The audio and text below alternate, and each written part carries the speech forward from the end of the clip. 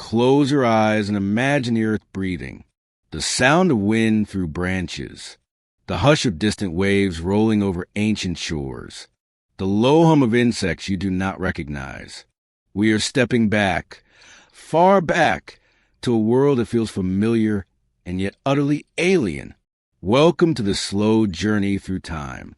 Tonight, you will drift into the age of the Mesozoic, when the continents were not what you know, when the air carried more heat, more moisture, and more surprises than our own weather can usually deliver. This is a world where the ground trembled under creatures larger than houses, where the seas stirred with hunters shaped like nothing you could find in an aquarium, and where the sky was ruled by wings that belonged neither to birds nor to bats. If the sound of this journey soothes you, if curiosity helps you unwind, you might tap that like button or subscribe to return here again. It helps others find this quiet corner of exploration, where science does not rush but walks at the pace of ancient forests. Now breathe with the earth again, slowly. The Mesozoic is waiting. The story begins more than 200 million years ago. All the land we know, North America, South America, Africa, Europe, Asia, Australia, and Antarctica, was pressed together in one enormous continent called Pangaea, a single landmass surrounded by a world ocean. It was a world that looked efficient on a map, like someone had tidied up the puzzle pieces of Earth. But living there was another matter. The interior of this giant supercontinent was dry and harsh. Rains rarely reached the middle. Summers were hot, winters could be cold, and plants struggled. On the edges of Pangaea, near the coast, the climate was more forgiving. Forests of conifers, cycads, and ginkgo-like trees grew, giving shade and food to the animals of the time. Those animals were not yet the dinosaurs you imagine from films or children's books. The Triassic period, the opening act of the Mesozoic, was filled with experiments. Early reptiles walked on long legs, some armored like living tanks, some nimble and fast, darting after insects. Crocodile ancestors thrived. Many of them ran upright, more like dogs and the belly-dragging crocodiles we picture today. They filled roles from hunters to plant eaters, proving that crocodiles, even then, were versatile survivors. Dinosaurs were present, but they were not yet the giants of later times. They were small, lightly built, quick on their feet. If you had traveled back then expecting to see towering sauropods, you might have been disappointed. A Triassic dinosaur was more likely to be the size of a large dog than a bus. Yet these small creatures were persistent. They had hollow bones, efficient breathing systems, and a knack for adapting. These qualities would serve them well. But the Earth was about to reshuffle the deck. Toward the end of the Triassic, a wave of extinction swept across the planet. The reasons are still debated. Massive volcanic eruptions, climate swings, disruptions of ecosystems. Whatever the cause, many of the dominant reptile groups of the Triassic vanished. Crocodile cousins that had flourished shrank back to fewer forms. Whole lineages disappeared. Dinosaurs, by luck or by resilience, endured, and when the dust settled, they found themselves with less competition. They could expand into the empty roles left behind. From this moment, their rise began. The Jurassic period dawned with promise. The continents began to crack apart, and seas seeped into the rifts. Pangaea was breaking into pieces, and with those pieces came new coastlines, new rivers, new climates. Where once the center of the supercontinent had been bone dry, now rains could reach farther inland. Forests spread. Ferns and cycads carpeted plains. Towering conifers stretched their branches high. The world grew greener, and dinosaurs grew with it. Herbivores lengthened their necks to graze the tops of trees. Sauropods, with their massive bodies and peg-like teeth, began to dominate landscapes. Imagine a herd of Diplodocus moving slowly across a valley, their necks sweeping like cranes to strip branches of needles. A single animal weighed as much as a dozen elephants. A group of them was like a walking forest of legs and tails. Where herbivores thrived, predators followed. Allosaurus was one of the rulers of the Jurassic plains. With sharp teeth, strong legs, and eyes that faced forward for depth perception, it was built for the hunt. But even an Allosaurus might hesitate to take on a full-grown sauropod. Instead, it waited for the young, the weak, or the stragglers. Like lions following wildebeest today, these carnivores trailed herds, watching for opportunity. The oceans of the Jurassic were no quieter. Ichthyosaurs, shaped like dolphins but unmistakably reptiles, chased schools of fish. Plesiosaurs swam with four powerful flippers. Some had necks so long that their small heads seemed almost like fishing lures at the end of a snake-like body. Others were more compact, with massive jaws designed to crush prey. If you were on a beach and looked out to sea, you might see an ichthyosaur leap in a flash of silver, or the head of a plesiosaur rise above the waves like a buoy before slipping back into the water. Above, the skies were claimed by pterosaurs. They were not birds, though later some would be covered in hair-like filaments that resembled primitive feathers. With wings of stretched membrane, they soared on air currents. Some were small, no bigger than a pigeon. Others would eventually grow to the size of a small airplane. In the Jurassic, they were still refining their flight, learning the possibilities of the sky. And then something new arrived: flowers. In the early Cretaceous, around 130 million years ago, the first flowering plants appeared. At first, they were rare, but flowers had a clever strategy. They used color and scent to attract pollinators, often insects. Their seeds were enclosed in fruits, making them more likely to be eaten and spread by animals. This was a competitive edge. Slowly, flowering plants began to transform ecosystems. Instead of forests dominated only by conifers and cycads, meadows and groves of angiosperms appeared. Dinosaurs browsed new foods. Insects diversified. The rhythm of life shifted. Herbivorous dinosaurs adapted. Some evolved beaks for clipping plants. Others specialized teeth for grinding leaves. The mighty sauropods continued, but new groups joined the scene. The duck-billed hadrosaurs, with their battery of chewing teeth, became some of the most successful plant eaters of the Cretaceous. And where there were hadrosaurs, predators followed. Tyrannosaurs, at first modest in size, grew into giants by the late Cretaceous. Their skulls were massive, their bite force unmatched. They were apex predators, feared by all except perhaps the largest herds of herbivores. Meanwhile, the ocean saw new rulers. Mosasaurs emerged, enormous marine reptiles with long bodies and paddle-like limbs. They were powerful swimmers, lunging upward to snatch prey from below. Alongside them, plesiosaurs still thrived, their diversity of body shapes filling every niche. Sharks swam too, but they had to share the seas with reptilian hunters larger than anything alive today. All this unfolded over millions upon millions of years. The Mesozoic was not a single frozen scene of dinosaurs locked in eternal combat. It was a shifting, restless earth. Continents drifted. Volcanoes erupted. Climates swung from hotter to cooler. Ecosystems collapsed and rebuilt. For every great predator, there were countless insects buzzing in forests. For every giant sauropod, there were small mammals darting in the underbrush, waiting their turn in the evolutionary story. If you could stand quietly in a Cretaceous valley, you would hear more than roars. You would hear the wind in the trees, the splash of reptiles in rivers, the rustle of insects in the air. You might smile at the thought that dragonflies once grew to wingspans wider than your arm, a reminder that even small creatures had their moments of grandeur. Life has always been creative, sometimes absurdly so. And through it all, time moved at the same pace it does now.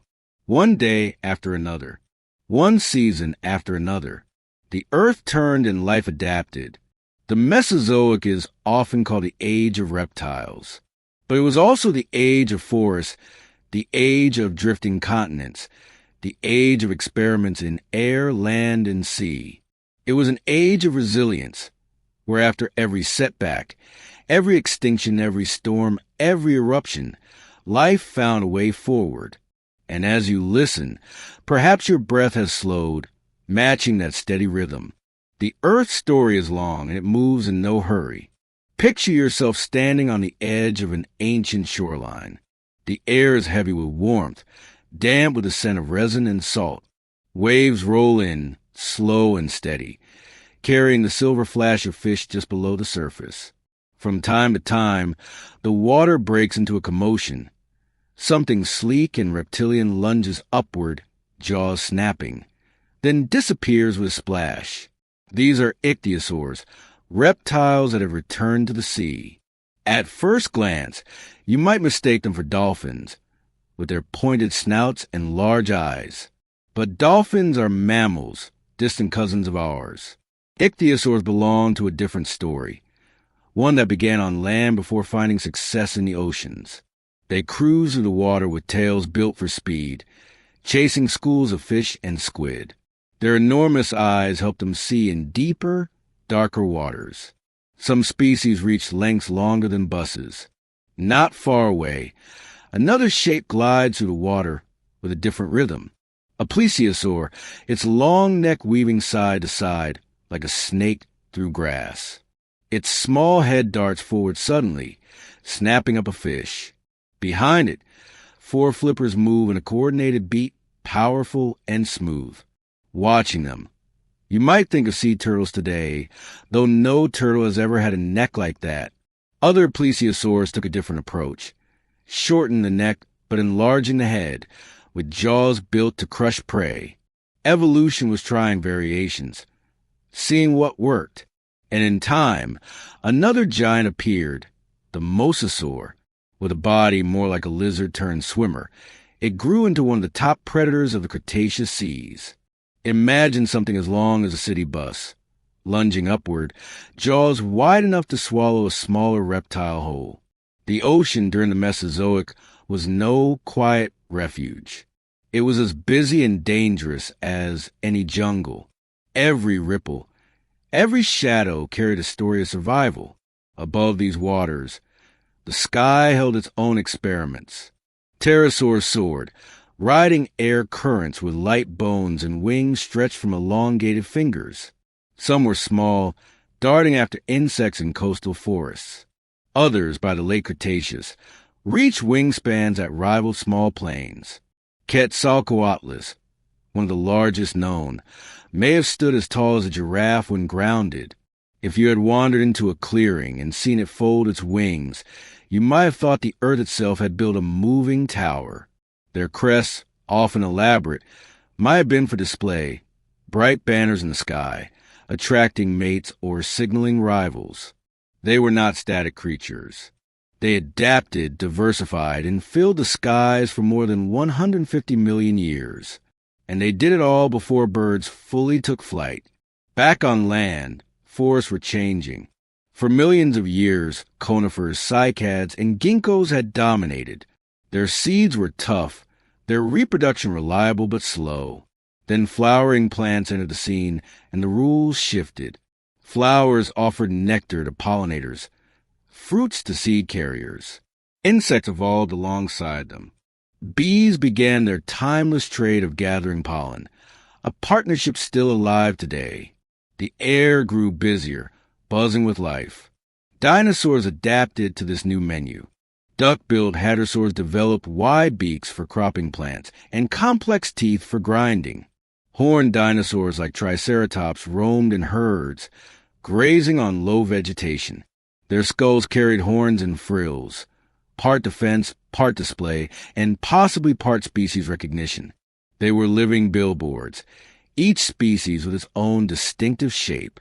A group of them moving together must have looked like a parade of armored banners swaying across the land.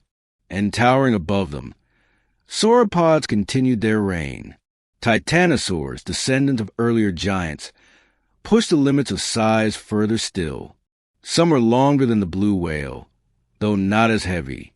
their necks stretched into the canopies of trees, stripping leaves no other animal could reach. Their sheer bulk was a strategy. Few predators could risk attacking an adult, though the young were vulnerable. Herding may have been their protection, many eyes and tails guarding against danger. Predators, however, always tested the boundaries. Tyrannosaurs rose to power in the late Cretaceous, their jaws capable of crushing bone. Their senses were sharp, their legs built for bursts of speed. Whether they hunted in groups or mostly alone is debated, but the sight of one striding across a plain must have been a reminder to every herbivore that safety was never guaranteed. Still, not every dinosaur was a giant or a terror. Many were small, feathered, and quick. Feathers began not as tools for flight, but for insulation, display, and camouflage. A patch of color here, a fuzzy coat there. From such beginnings, the first true birds emerged. They were not quite like robins or sparrows today, but they carried the same light bones, the same feathers, the same instincts to take to the air. Their songs, had you heard them, would have been the distant ancestors of the morning chorus that greets us now. Imagine the daily rhythm of a Cretaceous wetland. As the sun rose, mist drifted above waterlogged soil. Insects buzzed between flowers, wings catching the light. Frogs croaked, reptiles splashed, turtles clambered onto muddy banks to bask. A plesiosaur lifted its head briefly before diving again. On the edges of the forest, hadrosaurs grazed, their tails swishing against insects. In the distance, the shape of a predator moved slowly, its outline visible through the haze. Every sound mattered. For a small mammal peeking out from its burrow, each rustle of grass could mean food or danger. Mammals in the Mesozoic were often tiny, living in the shadows of giants. Many were nocturnal, foraging at night when the great reptiles were less active. They ate insects, seeds, and small vertebrates. Some glided between trees. Others dug burrows. They were patient survivors, biding their time until opportunity would come much later. The Earth itself was not still during this long era. Continents drifted apart, slowly but steadily. Oceans opened where rifts tore land in two. Volcanoes erupted, pouring lava and gases into the atmosphere. These eruptions sometimes warmed the climate with greenhouse gases, sometimes cooled it temporarily with ash. Storms swept coasts, leaving behind deposits of sand and debris. For the creatures alive then, the Earth was both home and hazard. A sudden flood, a violent storm, or a volcanic eruption could reshape their world overnight. Yet life carried on. Plants rooted again. Animals adapted. Each generation adjusted slightly, and across millions of years, those adjustments added up to entire new forms. The resilience of life was a quiet constant, echoing across valleys and seas. And through all of this, there were details that bring a soft smile.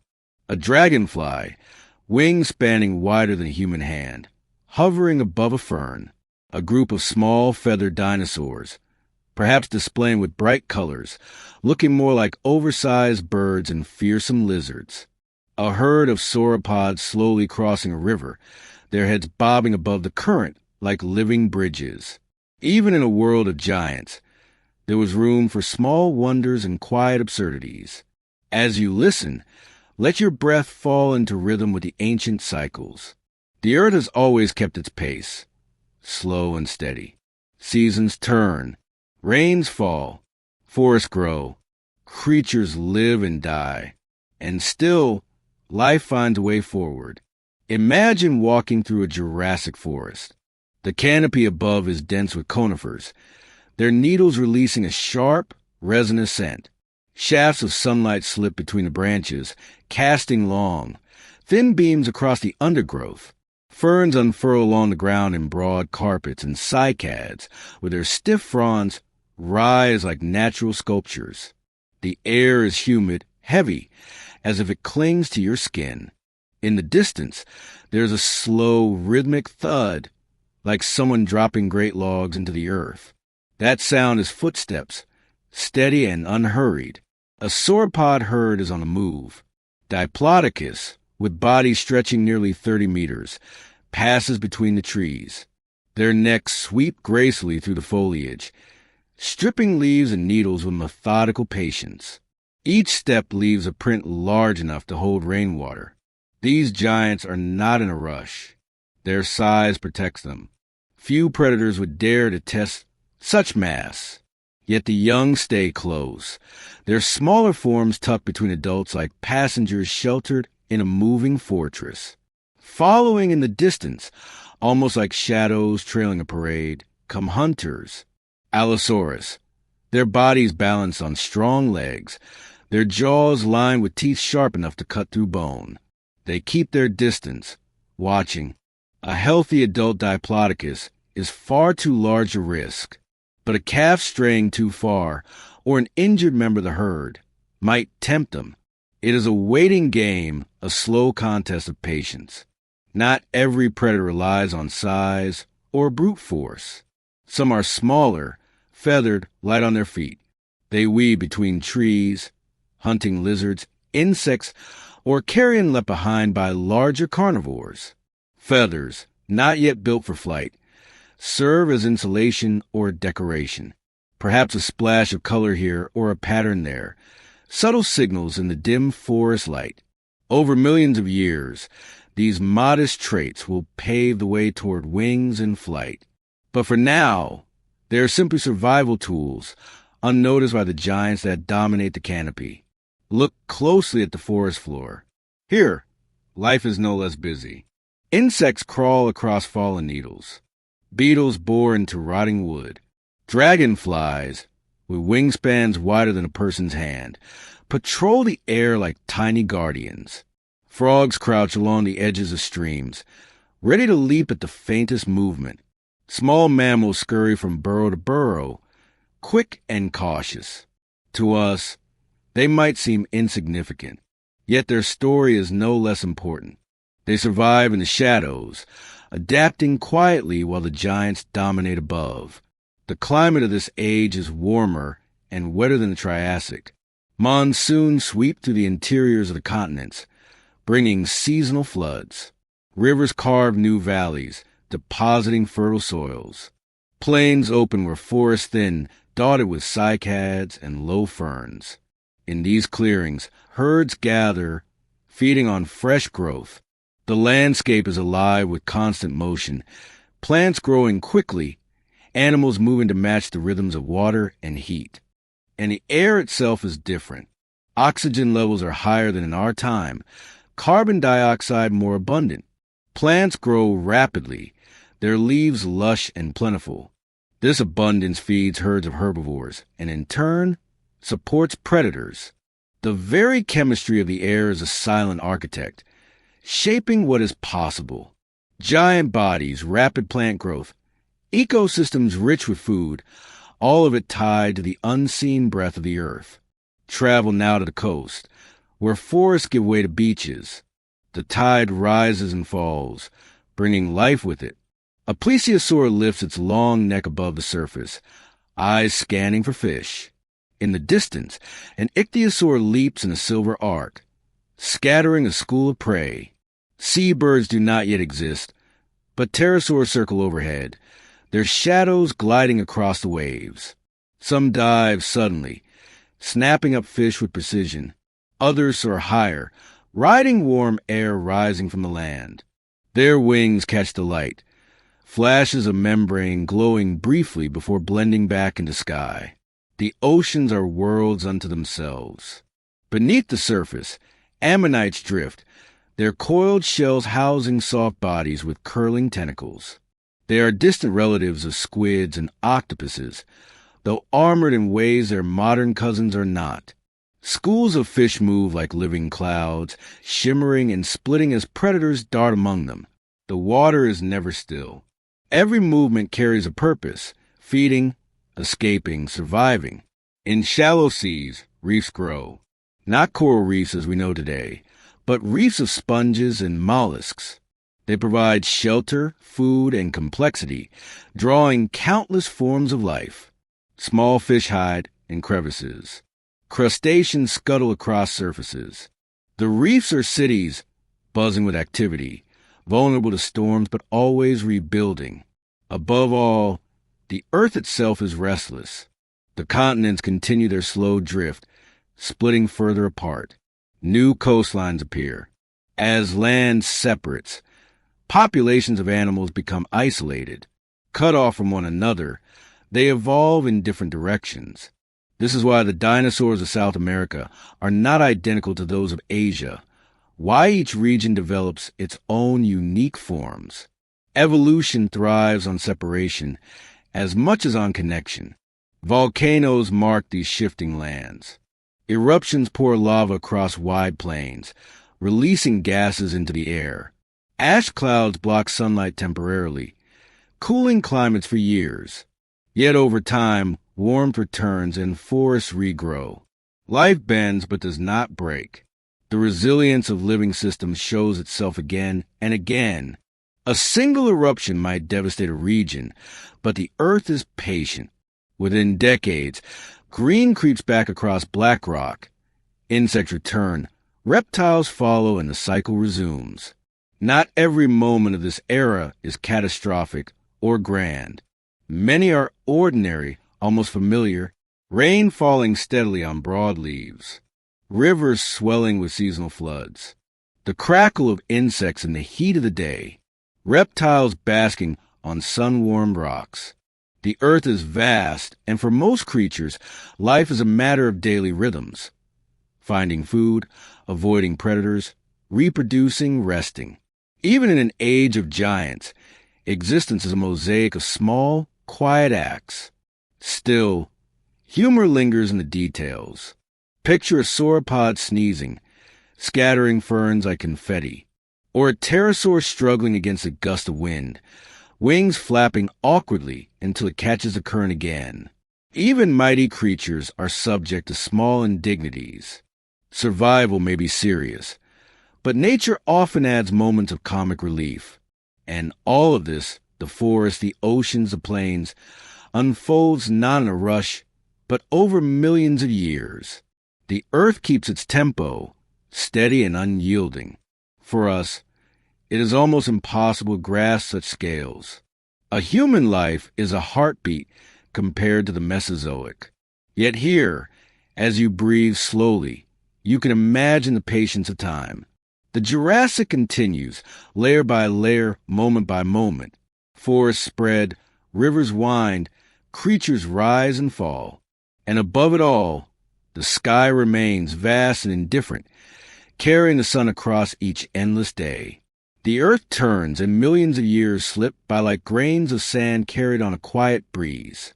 The Jurassic world, lush and humid, slowly leans toward the Cretaceous. Change does not arrive suddenly. It creeps in, patient and steady, the way moss spreads across stone or roots push through soil. But in time, the differences become impossible to miss. Forests begin to look unfamiliar. Conifers still tower, cycads still hold their ground, but a new kind of plant is appearing: flowers. At first, they are small and rare, almost experimental. A delicate bloom tucked in the shade of a fern. A splash of color where once there had only been green. They are modest beginnings, yet behind them lies a quiet revolution. Flowers have a trick the older plants do not. They strike bargains. Their bright colors and sweet scents lure insects, promising nectar in exchange for the service of carrying pollen. Seeds hide in fruits, tempting animals to eat them and scatter them farther than the wind alone could reach. It is a strategy of persuasion rather than force, and it works. Soon meadows take shape, groves fill with blossoms. The air hums with bees, beetles, and early butterflies, each partner in a new web of life. Herbivorous dinosaurs take notice. Where earlier generations relied on chewing through tough conifer needles or cycads, now softer leaves and fruits offer variety. Hadrosaurs, the so-called duck-billed dinosaurs, evolve into efficient plant processors. Their broad beaks crop vegetation, while batteries of teeth grind it down. Imagine standing near a herd of them, the sound of chewing echoing like waves of crunches, each animal feeding for hours without pause. It is not glamorous, but it is effective. Near them, horned dinosaurs begin to appear. Triceratops will one day be among the most iconic, with its 3 horns and great frill. But even earlier species show the pattern: ornamented skulls, elaborate shields, spikes pointing in different directions. These features may have helped defend against predators, but they also made each species distinctive, like a living family crest. To walk among a herd of them would be to step into a moving gallery of bone and armor. Each had a sculpture carved by evolution. And then there are the sauropods, still present, still immense. By the late Cretaceous, their lineage produces titanosaurs, some of the largest creatures ever to walk the earth. Imagine a body stretching longer than a basketball court, legs like stone pillars, necks rising to reach food no other animal could touch. Their size was not just a curiosity, it was a strategy. The bigger they grew, the safer they became. Few predators would dare challenge a healthy adult. Only the young or weak were vulnerable. And so herds moved slowly across the land, reshaping forests with every mouthful. Predators did not give up. Tyrannosaurs rose to dominance. At first, they were mid-sized hunters, blending among other theropods. But by the late Cretaceous, they grew into giants. Tyrannosaurus rex, the most famous of them all, carried a skull over 1.5 meters long, lined with teeth the size of bananas. Its bite could crush bone, shattering it to reach the rich marrow inside. Yet even with such terrifying weapons, life for a predator was not easy. Hunts failed often. Injuries were common. And some evidence suggests they scavenged as much as they hunted, proving that even the king of the dinosaurs had to be pragmatic. The oceans, meanwhile, were no less dramatic. Mosasaurs ruled these waters. Their long, muscular bodies propelled them with powerful strokes. They hunted fish, turtles, even other marine reptiles. Some grew over 15 meters long, their jaws capable of snapping up prey in a single strike. Alongside them swam plesiosaurs, with necks both long and short, depending on the lineage. Sharks glided among them, smaller than today's great whites, but still formidable. Schools of fish flashed like quicksilver beneath the waves, scattering at the approach of hunters. Above, pterosaurs continued to command the skies. Some developed elaborate head crests, perhaps for display, perhaps for species recognition. Others refined their wings for soaring across open seas or maneuvering through dense forests. They were not a single kind of creature, but a vast array, filling niches from insect eaters to fish divers. For millions of years, they were the undisputed rulers of the air. And yet, quietly, another lineage was rising. Small feathered dinosaurs, once scurrying among the undergrowth, were taking to the skies in new ways. Archaeopteryx, one of the earliest known birds, carried feathers not only for display, but for flight. Its wings were clumsy compared to modern birds, but the experiment had begun. Over time, feathers grew more specialized, bones lighter, muscles stronger. By the end of the Mesozoic, true birds were well established, ready to inherit the skies after the pterosaurs faded. The daily life of this world was not always filled with drama. Much of it was routine, herds grazing, predators watching, insects buzzing, rivers flowing. If you stood still long enough in a Cretaceous meadow, you might see a hadrosaur herd shuffle past, tails swaying, heads dipping rhythmically. A Triceratops might pause to nibble at a shrub, its frill catching the sunlight. Overhead, a pterosaur circles lazily. Nearby, a small mammal pokes its nose from a burrow, sniffing the air before scurrying off in search of seeds. It is a scene of ordinary life, timeless in its simplicity. Of course, nature is not always kind. Storms roll in from the sea, flooding lowlands. Lightning sets forests ablaze, leaving charred stumps where groves once stood. Volcanic eruptions blanket valleys in ash, smothering plants and animals alike. Yet again and again, life returns. New shoots sprout from blackened soil. Animals recolonize burned landscapes. The resilience of ecosystems is remarkable, a reminder that even in upheaval, renewal waits. At times, the humor of existence shines through the struggle. Picture a young Triceratops try to scratch an itch with its horns, spinning in a slow, clumsy circle. Or a hadrosaur sneezing pollen out of its nostrils with such force that nearby flocking birds scatter in alarm. Even in the grandeur of the Cretaceous, small absurdities must have been common. Evolution may be efficient, but it never promises grace. As the Cretaceous rolls on, the continents drift farther apart. South America separates from Africa. India begins its long journey northward, destined to collide with Asia millions of years later. These shifts create new oceans, new climates, new opportunities for life to diversify. Isolation fosters variety. A species cut off on one landmass adapts differently than its relatives elsewhere. The tree of life branches ever more widely, its twigs spreading into countless directions. And always, the air carries its quiet influence. Oxygen and carbon dioxide levels rise and fall, altering what plants can grow, what animals can breathe, what sizes are possible. The chemistry of the sky is invisible to the eye, yet it shapes every creature, every forest, every reef. It is a silent partner in evolution, as powerful as mountains or oceans. The Cretaceous world is vibrant, restless, full of color and motion. Flowers bloom, insects hum, herds move across plains, predators stalk in shadow, seas churn with reptiles, skies shimmer with wings. For all its strangeness compared to our time, there is also a deep familiarity. The cycles of life, birth, growth, struggle, death, renewal, are the same.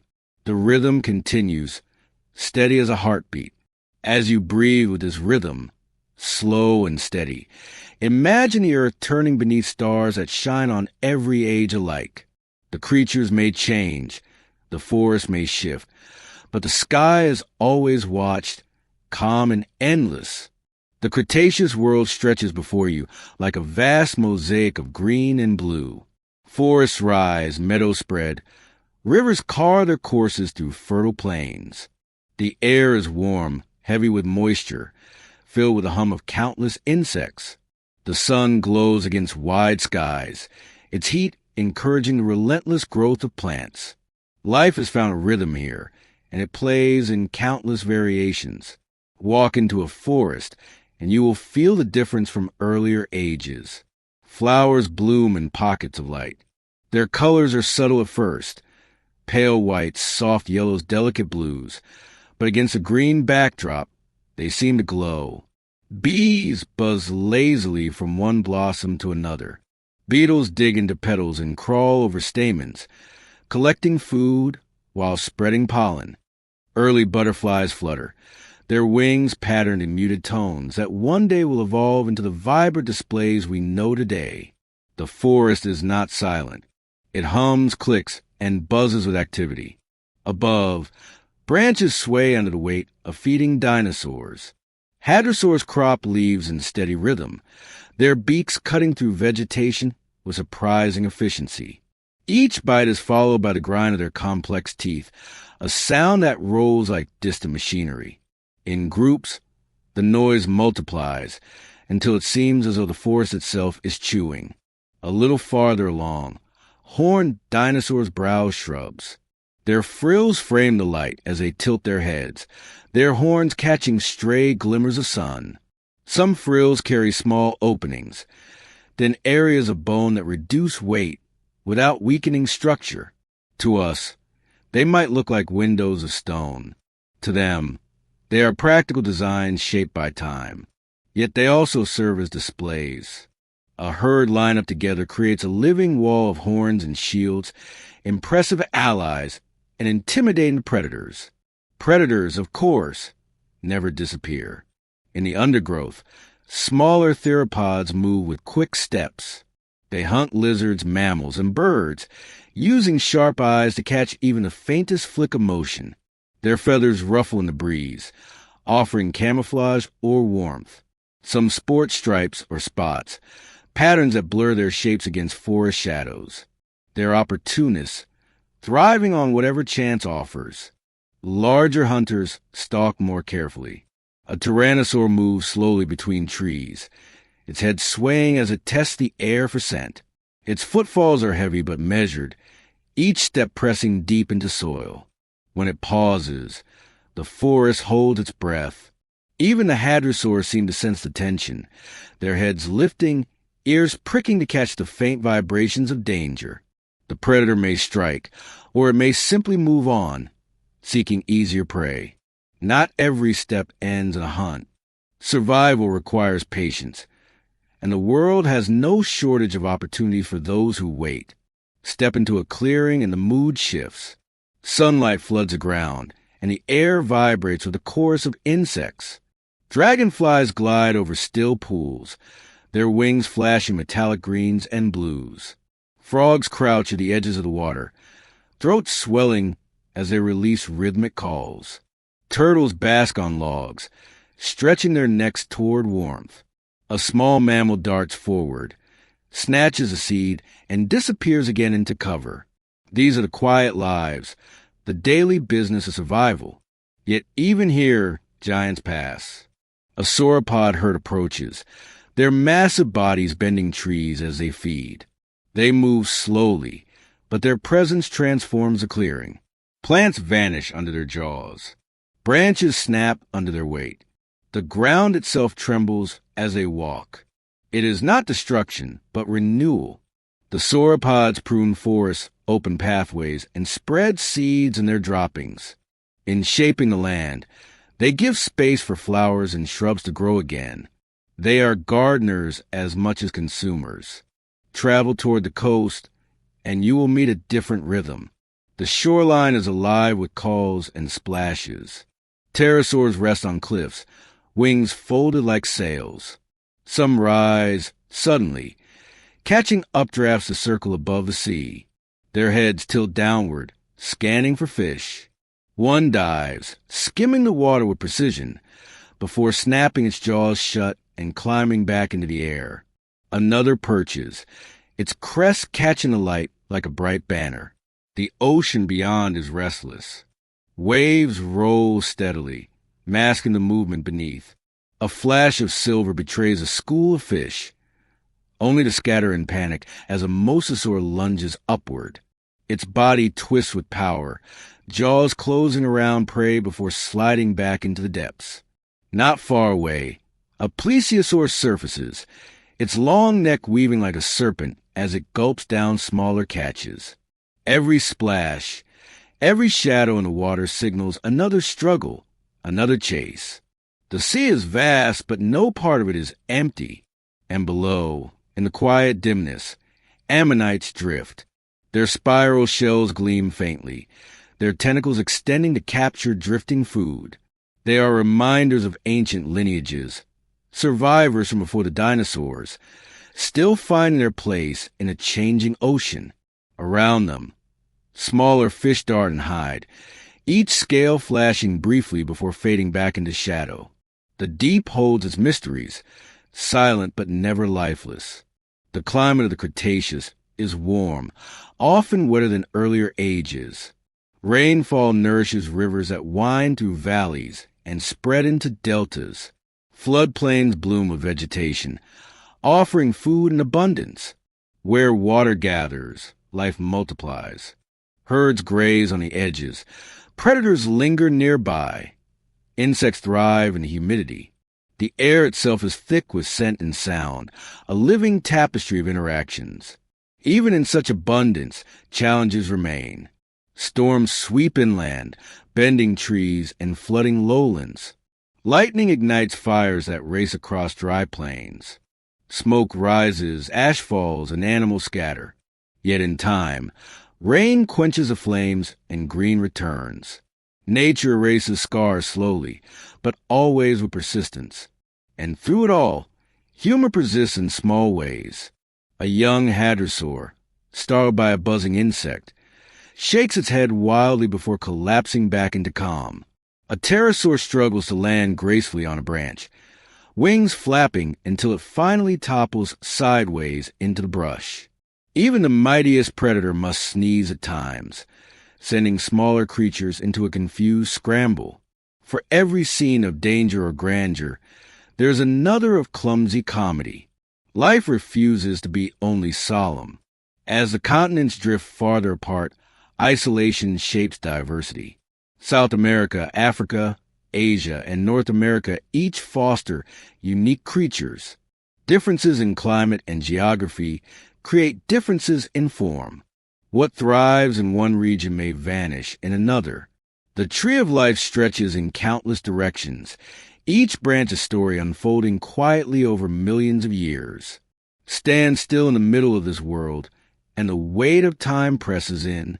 Every sound, the crunch of jaws on leaves, the hiss of wind through fronds, the splash of water against scales, is part of rhythm older than memory. It is steady, patient, unhurried, and in that rhythm life expands. The Cretaceous carries its days forward, one after another, like footsteps echoing across stone. Each sunrise paints the forest anew. Each sunset folds the world into shadow. And beneath it all, the earth turns slow and steady, bearing its living cargo toward futures unseen. Night falls slowly on the Cretaceous world. The last glow of the sun slips beyond the horizon, leaving forests and plains in soft shadow. The air cools, though never to the chill of our modern nights. Insects take over the soundscape, their clicks and hums weaving into a constant background chorus. Frogs call from riverbanks, their voices rising and falling like small drums in the dark. In this half-light, smaller creatures find their moment. Mammals emerge cautiously from burrows. Their eyes reflect the moonlight as they scurry through ferns, sniffing for seeds, insects, or eggs. They are tiny compared to the giants that dominate the day, but they thrive in the margins. Their survival depends not on strength or size, but on caution and adaptability. They are quick to eat, quick to hide, always aware of the weight of footsteps that might disturb the ground. Nearby, a feathered dinosaur picks its way along the undergrowth. Its feathers catch the faint silver of moonlight, patterned in mottled shades that hide its form against leaves and soil. It pauses, tilts its head, and listens. A beetle rustles in the dirt, and with a quick dart of its snout, the hunter seizes it. The act is small, almost invisible compared to grand hunts of Tyrannosaurs or the migrations of sauropods, but it is no less essential. Countless lives like this fill every night, each a thread in the fabric of survival. Above, the sky belongs to wings. Pterosaurs, some small and bat-like, flit between trees, catching insects midair. Larger species take to the open skies, their silhouettes vast against the stars. They glide on night currents, sometimes dipping low over water to skim for prey. Their calls echo faintly, strange cries that once startled the stillness of evening. In time, birds too begin to sing at dusk, their voices tentative, carrying the first notes of a chorus that will last this day. Out at sea, the night has its own drama. The surface glitters faintly with the light of plankton. A shoal of fish move beneath, a dark mass shifting in unison. Suddenly, the water erupts. A mosasaur bursts upward, its jaws closing around the school, scattering silver flashes in every direction. The sea swallows the sound as quickly as it came, leaving ripples and silence. Life in the oceans never rests. Predators do not sleep deeply, and prey never lets down its guard. On the shoreline, turtles crawl up the sand to dig nests. With slow, deliberate movements, they scoop hollows and lay eggs, covering them carefully before slipping back into the waves. They have followed this pattern for millions of years, long before dinosaurs appeared, and they will continue long after. Some traditions of life are too successful to fade. The climate of this age holds steady warmth.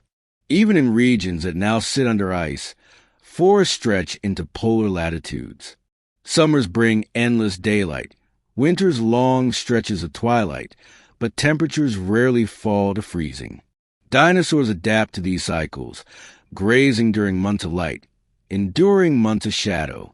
Fossilized wood from these regions shows growth rings, proof that trees push through short growing seasons and bursts of effort. In such places, patience was not optional. It was survival.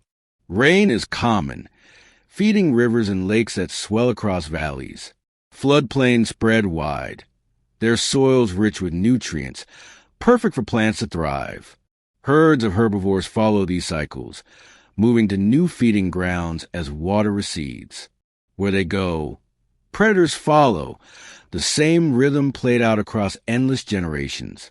Even in abundance, balance must be maintained. Among the giants, daily life carries its own weight.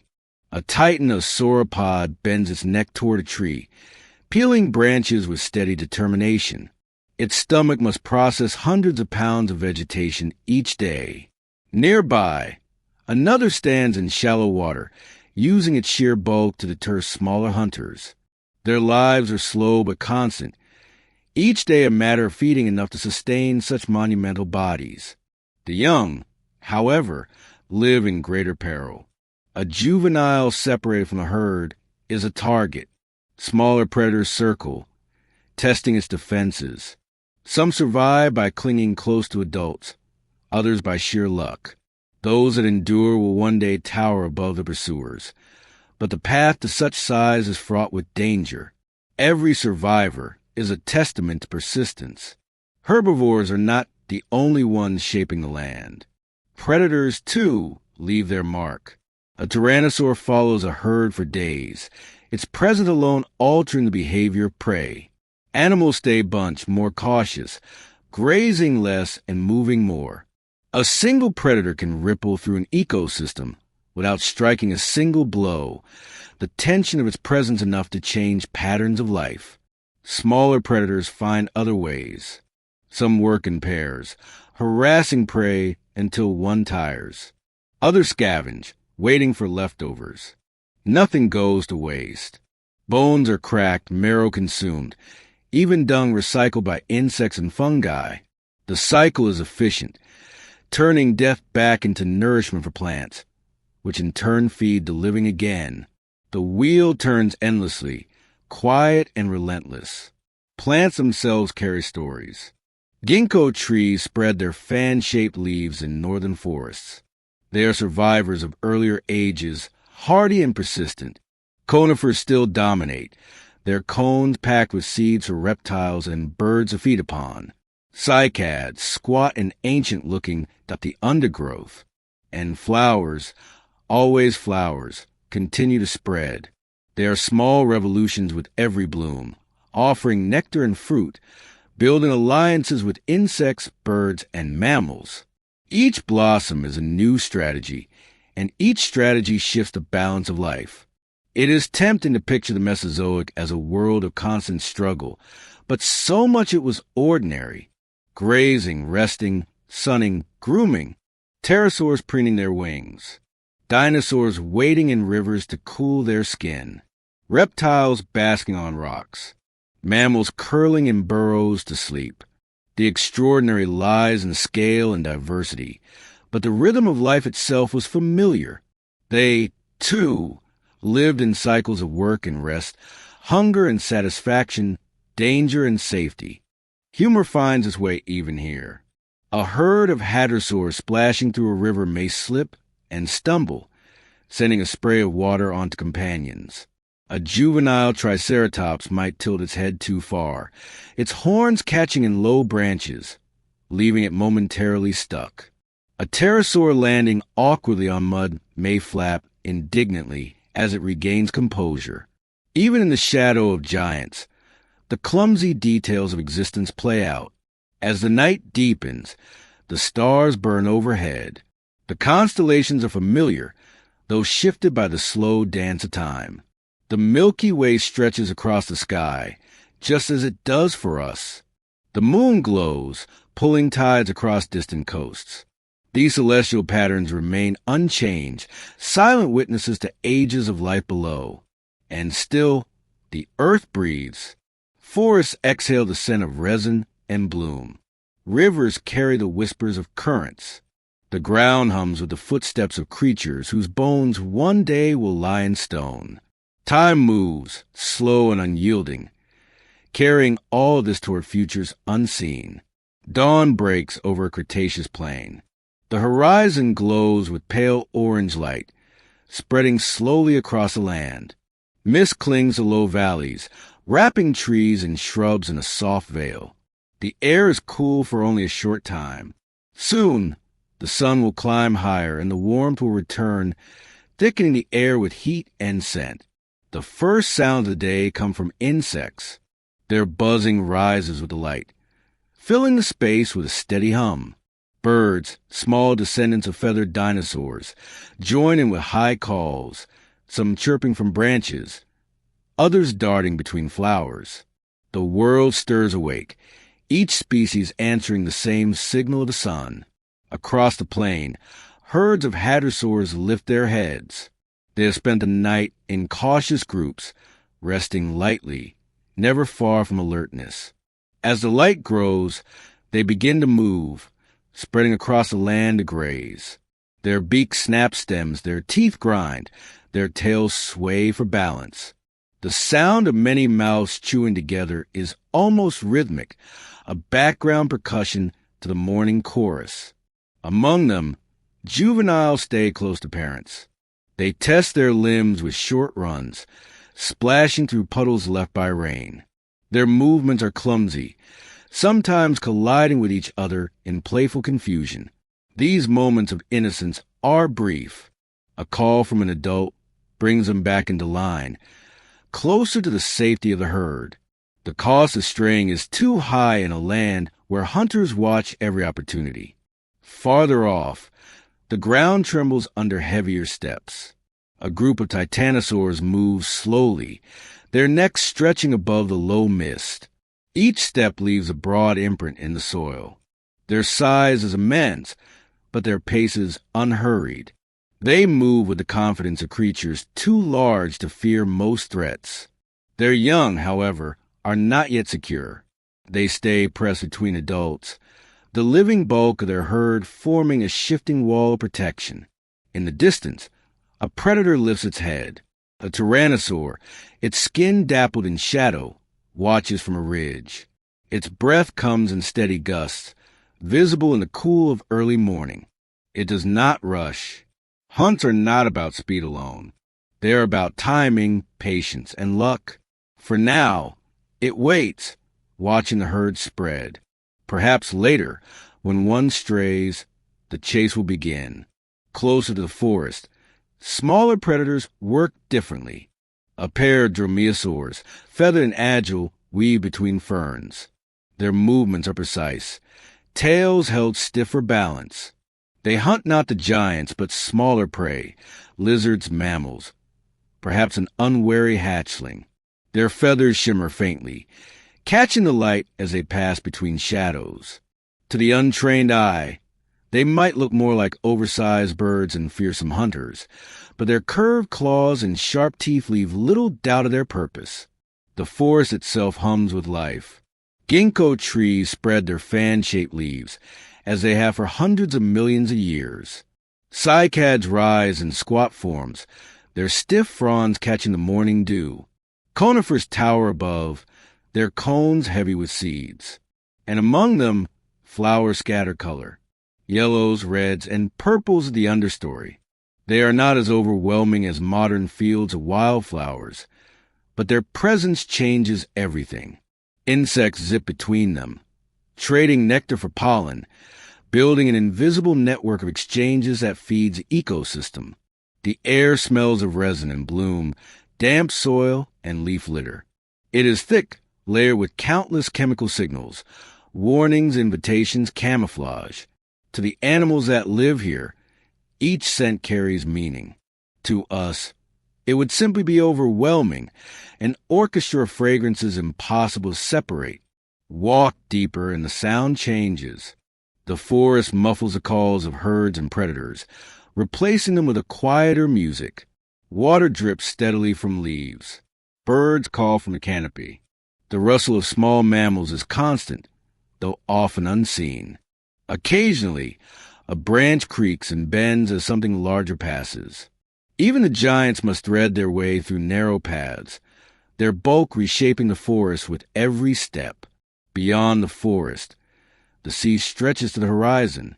Its surface glitters with sunlight, broken by the leaps of fish and the shadows of greater hunters below. A plesiosaur surfaces briefly, its long neck swaying before it dips under again. Not far off, a mosasaur breaches, jaws closing around prey in a flash of violence. The water swallows the sound as quickly as it appears, leaving only ripples to mark the event. Life here is constant, urgent, without pause. Shorelines are busy places. Pterosaurs gather on rocky outcrops, some resting, others spreading wings to dry in the morning air. Their calls echo, harsh and varied. Some take flight, gliding low over the waves before climbing on warm currents. Their shadows cross the sand, where turtles haul themselves up to dig nests. Each one leaves a trail in the sand, slow and determined. Eggs are buried carefully, covered in soft dunes that will soon show no trace of their presence. The ocean takes them back, but their future waits in silence beneath the surface. Storms roll in often. Clouds darken skies with little warning. Winds bend trees, waves rise high, and rain lashes the coast. Lightning cracks. Fires ignite, then vanish under the deluge. For the animals that live here, storms are familiar, dangerous but survivable. Some flee inland, others wait it out. Once the sky clears, life resumes its rhythm, as if nothing had interrupted it at all. There is no grand pause in this world. Growth follows destruction. New shoots rise after floods. Forests regrow after fire. Eggs hatch after storms. Life persists with stubborn patience. Each setback is temporary, and each recovery is part of the same endless cycle. At times, the humor of nature shines in ways we might recognize. A pterosaur attempting to snatch a fish may misjudge its angle, tumbling headfirst into the water before scrambling out again. Soaked and indignant, a young triceratops testing its horns against a tree may only succeed in wedging itself between branches, requiring the clumsy help of a sibling to escape. Even the giants are not immune to the comedy of mistakes. As the sun climbs higher, the heat thickens. Insects buzz louder. Reptiles bask on rocks, absorbing warmth. Amphibians retreat to shade. Larger animals move toward water, where rivers and lakes offer relief. A sauropod wades into a river, its legs stirring the current. Fish scatter. Turtles swim aside, and the giant lowers its head to drink. Around it, smaller creatures find opportunity. Birds pick insects stirred by its movements. Mammals dart in to drink quickly before fleeing back to cover. The presence of one enormous animal reshapes the entire scene, offering risks and chances in equal measure. The Cretaceous day rolls forward, slow and steady. Light deepens, shadows shorten, and the earth carries its living weight onward. Nothing here is rushed. Evolution writes in long, patient strokes, carving forms across millions of years. Each step, each breath, each bloom contributes to the whole. And as you breathe now, slow and steady, you mirror the rhythm of a world that never hurried, yet always changed. The sun arcs higher over the late Cretaceous landscape, and the plain glows with waves of heat.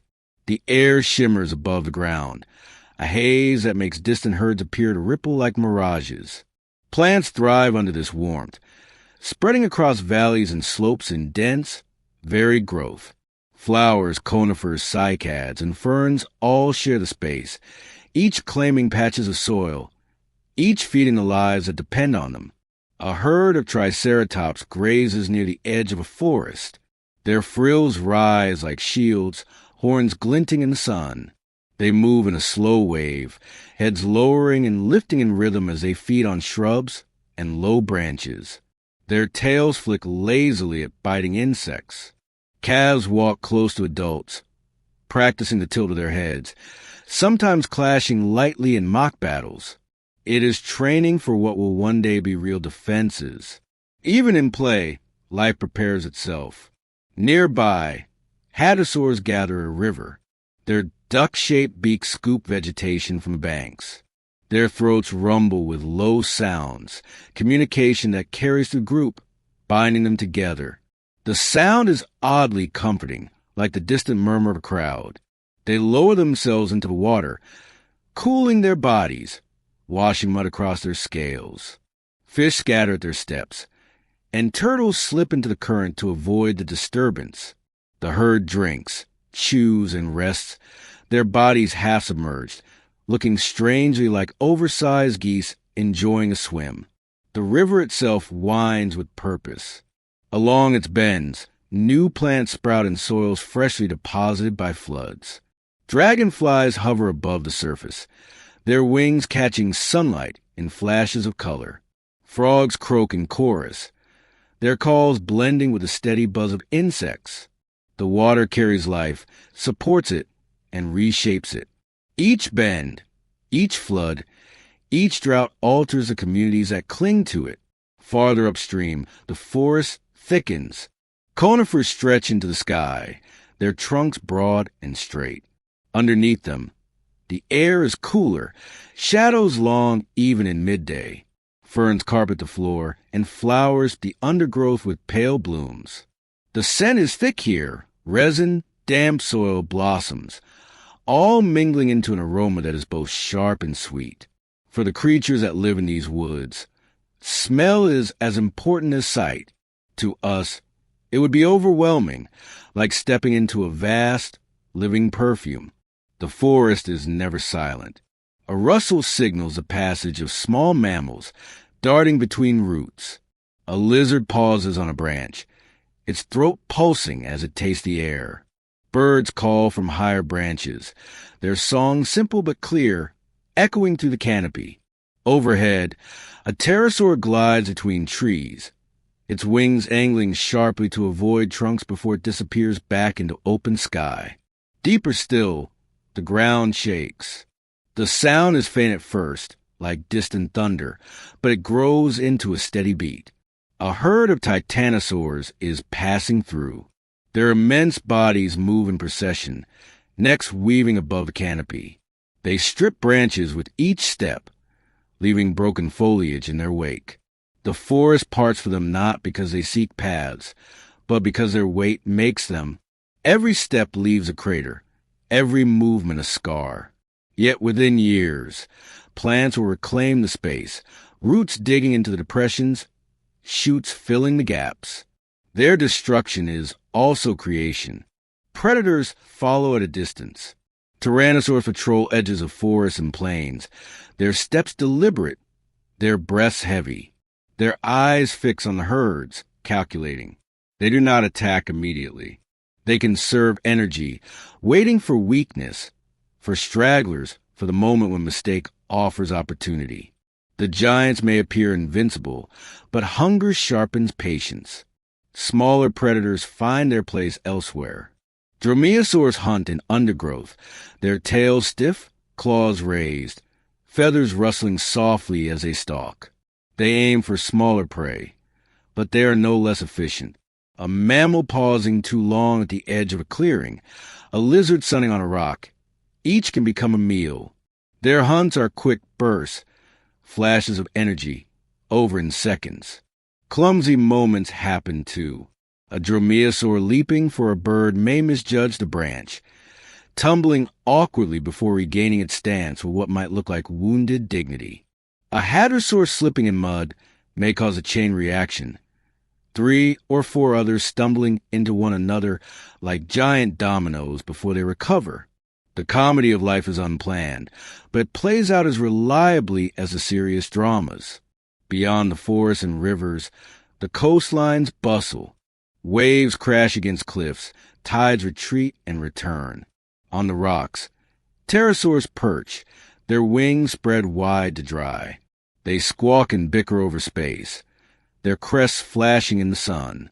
Some take off, gliding out over the water. Their shadows skim the waves before they climb higher, circling in search of prey. From above, the sea glimmers, but beneath, it seethes with hidden movement. A shoal of fish moves like liquid silver. Suddenly, it breaks apart in panic as a mosasaur rises from below. The predator lunges, jaws snapping shut, the sound muffled by water. The sea churns for a moment, then calms again, the ripples fading as quickly as they appeared. Nearby, a plesiosaur surfaces, its long neck weaving as it gulps fish one by one. The ocean never rests. Its battles are constant, its opportunities fleeting. Storms remain frequent. Dark clouds gather over the horizon, rolling inland with wind and rain. Waves crash higher, spraying foam across rocks. Lightning forks through the sky. Thunder follows, and rain lashes forests and plains alike. Fires sparked by lightning burn briefly before rain douses them. Rivers swell, flooding lowlands, reshaping soil. For the animals caught in these storms, it is not disaster but routine. Survival depends not on avoiding such events, but on enduring them.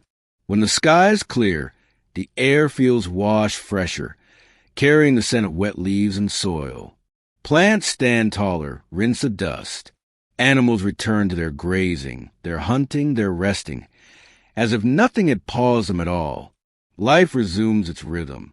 At night, the cycle shifts again. The air cools and the forest hum changes. Nocturnal creatures stir. Mammals emerge from burrows, their whiskers twitching as they sniff for food. Small predators hunt by moonlight, their feathers catching faint glimmers. Pterosaurs rest in groups, their wings folded, their heads tucked beneath crests. Only the occasional cry breaks the stillness, a reminder that even in rest, the world is alive. Above it all, the stars glow. They are the same constellations we see, though their positions are shifted by the slow drift of time. The Milky Way stretches across the sky, a river of light no storm can erase. The moon rises, pulling tides across distant shores. These patterns do not belong to one age alone. They belong to the earth itself, constant and patient, watching silently over every era. And through it all, the earth continues to breathe. Forests inhale and exhale with every season. Rivers carve and refill. Creatures live, grow, die, and leave space for others. It is a rhythm too vast for any single moment to change, too steady to break. Life in all its forms carries forward, unhurried and unstoppable. The late Cretaceous world is full, almost crowded, with life. Plants spread thickly across plains and valleys. Forests rise high, meadows stretch wide, rivers braid through fertile soil. The earth feels rich, abundant, and restless. Each space is claimed by something: flower, insect, bird, reptile, or mammal. There are few empty places now. Step into a meadow at sunrise, and the scene greets you with sound. Insects buzz from flower to flower, wings shimmering in the light. Bees dive into blossoms, carrying pollen clumsily across their bodies. Early butterflies flutter with delicate precision, their patterns muted but already recognizable to us. Birds perch on stems and branches, calling in high notes. Their feathers are simple compared to modern cousins, but they are unmistakably birds. Their songs add a thread of music to the morning air. On the ground, herds spread out. Hadrosaurs graze steadily, their beaks clipping plants in quick motions, their teeth grinding in waves of crunching sound. They shift in loose groups, tails swinging to swat at persistent insects. Their heads bob in constant motion, some raising to look for danger, others lowering again to eat. Calves stay near the edges of adults, mimicking every bite, and every cautious glance. The group is a living rhythm, a slow tide of movement across the plain. Near the tree-line, a cluster of horned dinosaurs browse shrubs. Their frills catch the light like painted shields. The horns at their brows and snouts look formidable, but here they are used more often for display than for defense. Males tilt their heads, lock horns, and push in slow contest of strength. The sound is low and steady, bone pressing against bone. It is less battle than performance, each push ending before harm is done. Around them, juveniles watch, sometimes trying their own horns against saplings, wobbling and slipping in their awkward practice. Farther along, titanosaurs feed on taller growth. Their necks sweep in wide arcs, stripping trees of leaves. Each step is deliberate, slow, leaving deep impressions in the soil. Their sheer size reshapes the space around them. Trees bend or break. Shrubs vanish.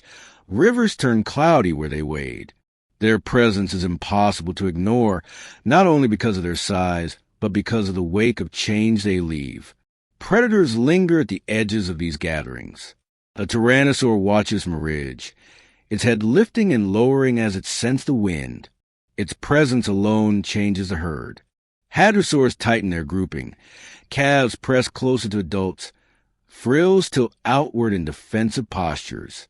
The predator waits. It does not waste energy on certainty. It waits for hesitation, for weakness, for the moment when opportunity presents itself. Smaller predators move more quietly. Dromaeosaurs stalk through undergrowth, their feathers muted in pattern, their tails stiff for balance. They chase smaller prey, birds, mammals, lizards, or harass hatchlings when the chance arises. Their hunts are quick, bursts of energy that end almost before they begin. Their movements are sharp and deliberate, but not always graceful. Even a skilled hunter missteps, slipping in mud, colliding with a branch, or missing a leap by inches.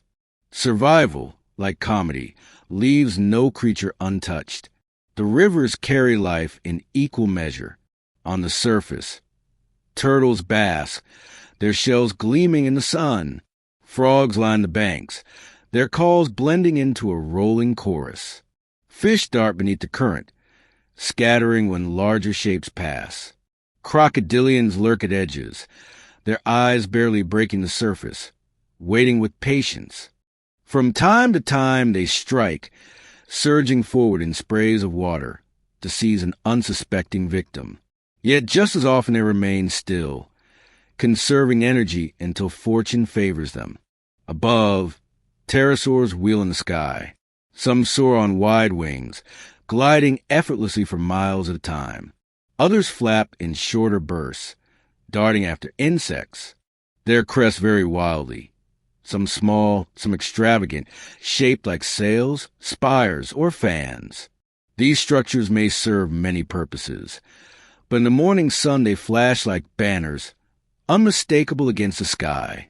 They squawk and call, their voices sharp and harsh, but somehow fitting for creatures that seem half bird, half reptile, half something else entirely.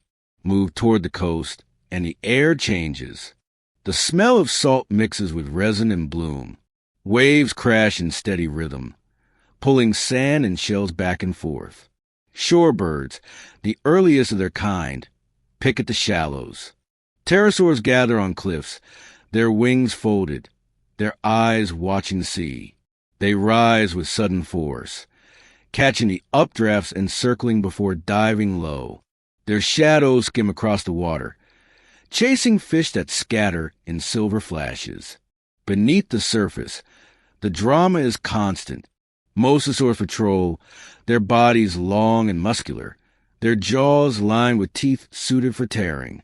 They move with sweeping strokes, gliding with deceptive grace before lunging at prey. Their size dominates the sea, their presence a constant threat. Nearer to shore, plesiosaurs weave through shallows, their necks darting quickly to snatch fish. Schools scatter in panic, regrouping only when the danger passes. The ocean is vast, but nowhere is truly safe. Storms roll in without warning. Clouds gather at the horizon, dark and heavy.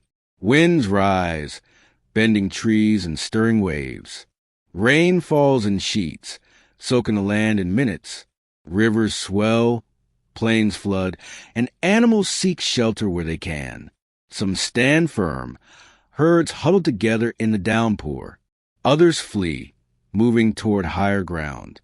Lightning cracks, thunder booms, and the earth shakes under the storm's voice. Then, just as suddenly, it passes. The air clears, the sun returns, and the world resumes as though the chaos never happened. The resilience of this world is constant. Fires blacken forests, but plants sprout again in weeks. Floods sweep through valleys, but new soil enriches a land. Predators thin herds, but survivors breed again. The balance is steady, though never still.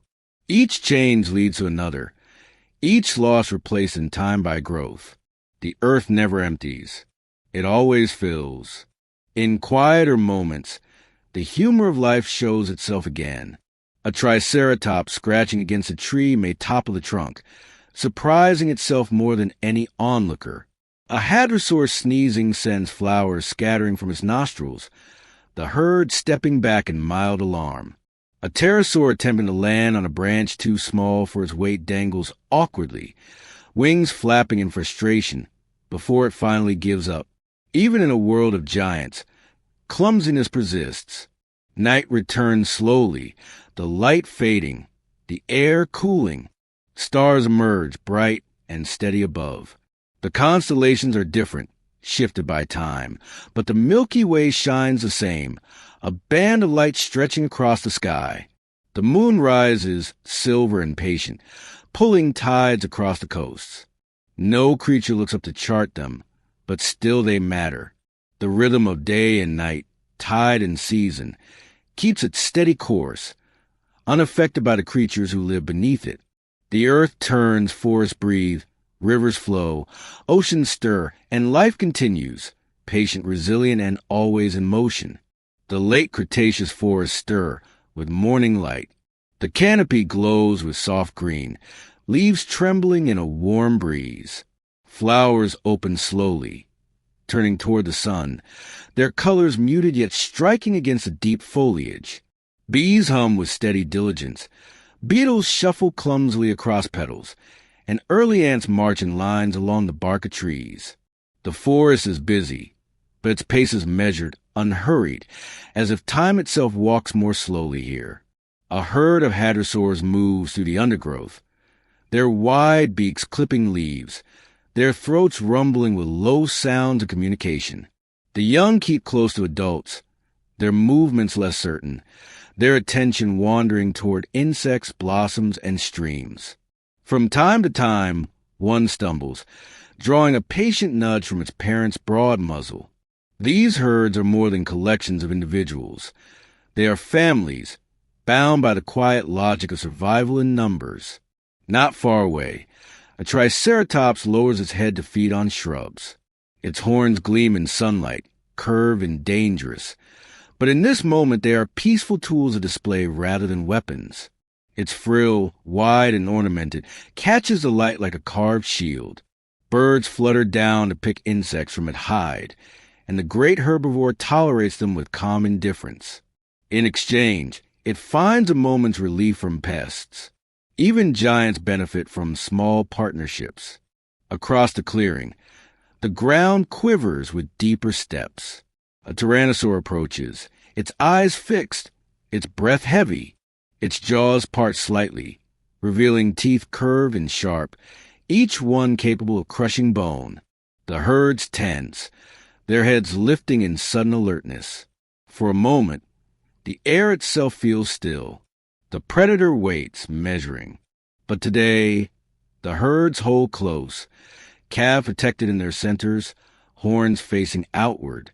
The tyrannosaur exhales with a low growl, then turns aside, continuing its slow patrol. Not every encounter ends in pursuit. Sometimes, patience is the greater strategy. The river nearby glimmers in the sun. Turtles line the banks, their shells warming as they rest. Frogs call in steady rhythm, their voices echoing across the water. A crocodilian slides silently beneath the surface, only its eyes breaking the calm. It waits for hours, sometimes days, for the right moment. When it comes, the strike is sudden. Water explodes, jaws clamp shut, and silence returns. The river forgets each hunt as quickly as it happens. Birds dart above the current, wings flashing. Their flight is not yet as refined as modern species, but it is practiced and purposeful. Some swoop low to catch insects. Others perch along reeds to preen their feathers. The air is filled with small motions, flaps, splashes, ripples, that weave together into a constant rhythm. Farther downstream, the river widens into a delta. Here, the land is rich and fertile. Floods bring new soil, and plants grow thickly. Herds gather in these spaces, grazing on fresh growth, trampling paths through reeds and shrubs. Predators linger on the fringes, watching. The delta is generous, but is also dangerous, for abundance draws both prey and hunter together. Step beyond the forests and rivers, and the coast stretches wide. The air carries salt, sharp against the scents of resin and bloom. Waves roll in, breaking against sand and stone. Shorebirds peck at the shallows, their calls sharp against the crash of water. Pterosaurs perch along cliffs, wings folded neatly, eyes scanning the horizon. Some launch themselves suddenly, their wings snapping open with powerful strokes. They rise, circle, and glide over the sea, their shadows passing across waves that hide stories of their own. Beneath the surface, the ocean is restless. Mosasaurs move with coiled power, their bodies long and muscular, their jaws lined with teeth. They glide with deceptive grace, only to lunge forward in bursts of speed, scattering fish into frantic clouds. Plesiosaurs weave through the water, some with necks so long they seem like serpents stretched across the waves. Their small heads dart quickly, snapping prey with practiced efficiency. Schools of fish scatter, regroup, scatter again, the endless choreography of the sea. Deeper down, ammonites drift, their coiled shells carrying them slowly through dim currents. Their tentacles reach outward, searching for food. They are ancient survivors, reminders of lineages far older than the dinosaurs themselves. Around them, smaller fish flash in quick motions, darting into shadows, vanishing as swiftly as they appeared. The climate is warm, almost lush. Rain falls often, feeding rivers, swelling lakes, drenching plains. Forests spread wide, their growth rapid under high carbon dioxide levels. Plains filled with flowering plants, meadows dotted with blossoms of every kind. The air is thick with pollen in seasons of bloom, sometimes visible in drifting clouds that coat leaves and settle on water. To the animals, it is nourishment. To us, it would be sneezes and itchy eyes. Even the Cretaceous had its irritations. Storms come quickly. Dark clouds rise. Winds sweep across plains, and rain falls in heavy sheets. Lightning forks across the sky, striking trees and setting fires that burn hot and fast. Smoke billows, animals scatter, and for a time the land is chaos.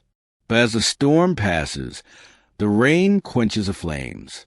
Charred ground becomes fertile again, seeds sprout, and within weeks, green shoots rise through blackened soil. The earth wastes nothing. Even destruction is recycled into growth. At night, the mood changes. The air cools slightly. The sky opens with stars. The Milky Way stretches across the darkness, a pale river of light unchanged through ages. The moon rises, its pull felt across coasts and tides. On the plains, herds settle into looser formations. Calves press close for safety. In forests, nocturnal mammals scurry out, their eyes reflecting silver light. They forage quickly, chewing seeds and insects with sharp teeth, their small bodies always alert to sounds in the undergrowth. Feathered dinosaurs hunt under moonlight, their plumage breaking their outlines against shadows. They move silently, only the faint crunch of soil betraying their presence. A beetle rustles. A lizard shifts. In a burst, the hunter strikes, the motion swift and decisive. The forest does not pause for such moments. It has seen them countless times before. Pterosaurs rest in colonies along cliffs, their wings folded, their heads tucked close. Occasionally one shifts, a low squawk breaking the stillness, but soon silence returns. Even the great hunters of the sea drift in slower rhythms at night, moving less, conserving energy. The world rests, though never completely, and always humor lingers. A triceratops calf tumbles while attempting to charge a sapling, horns digging only into soft dirt. A hadrosaur sneezes pollen with such force that birds scatter in confusion. A pterosaur lands clumsily, missing its perch and sliding down a slope in an awkward heat before flapping back into place. Life, no matter the age, finds its comedy in clumsiness. The earth breathes steadily through it all. Forests exhale their scents, rivers murmur, oceans churn, stars watch from above. The rhythm is constant, patient, unbroken. Time moves, carrying creatures forward, shaping them, reshaping them, until nothing remains the same, and yet everything continues. The late Cretaceous sun hangs high, casting sharp shadows across the land. Plains shimmer in heat, forests sway under warm winds, and rivers reflect the light like mirrors stretched through valleys. Everywhere, the air hums with sound, buzzing insects, distant calls of herds, the rustle of leaves as animals move slowly in the warmth. On the plain, hadrosaurs graze in numbers that stretch to the horizon.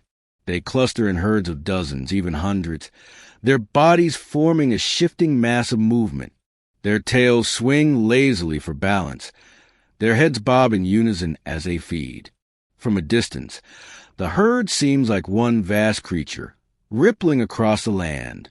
The calves stay close, nudging adults with persistence, chewing clumsily on plants, and sometimes wandering too far before being corralled back with a low call.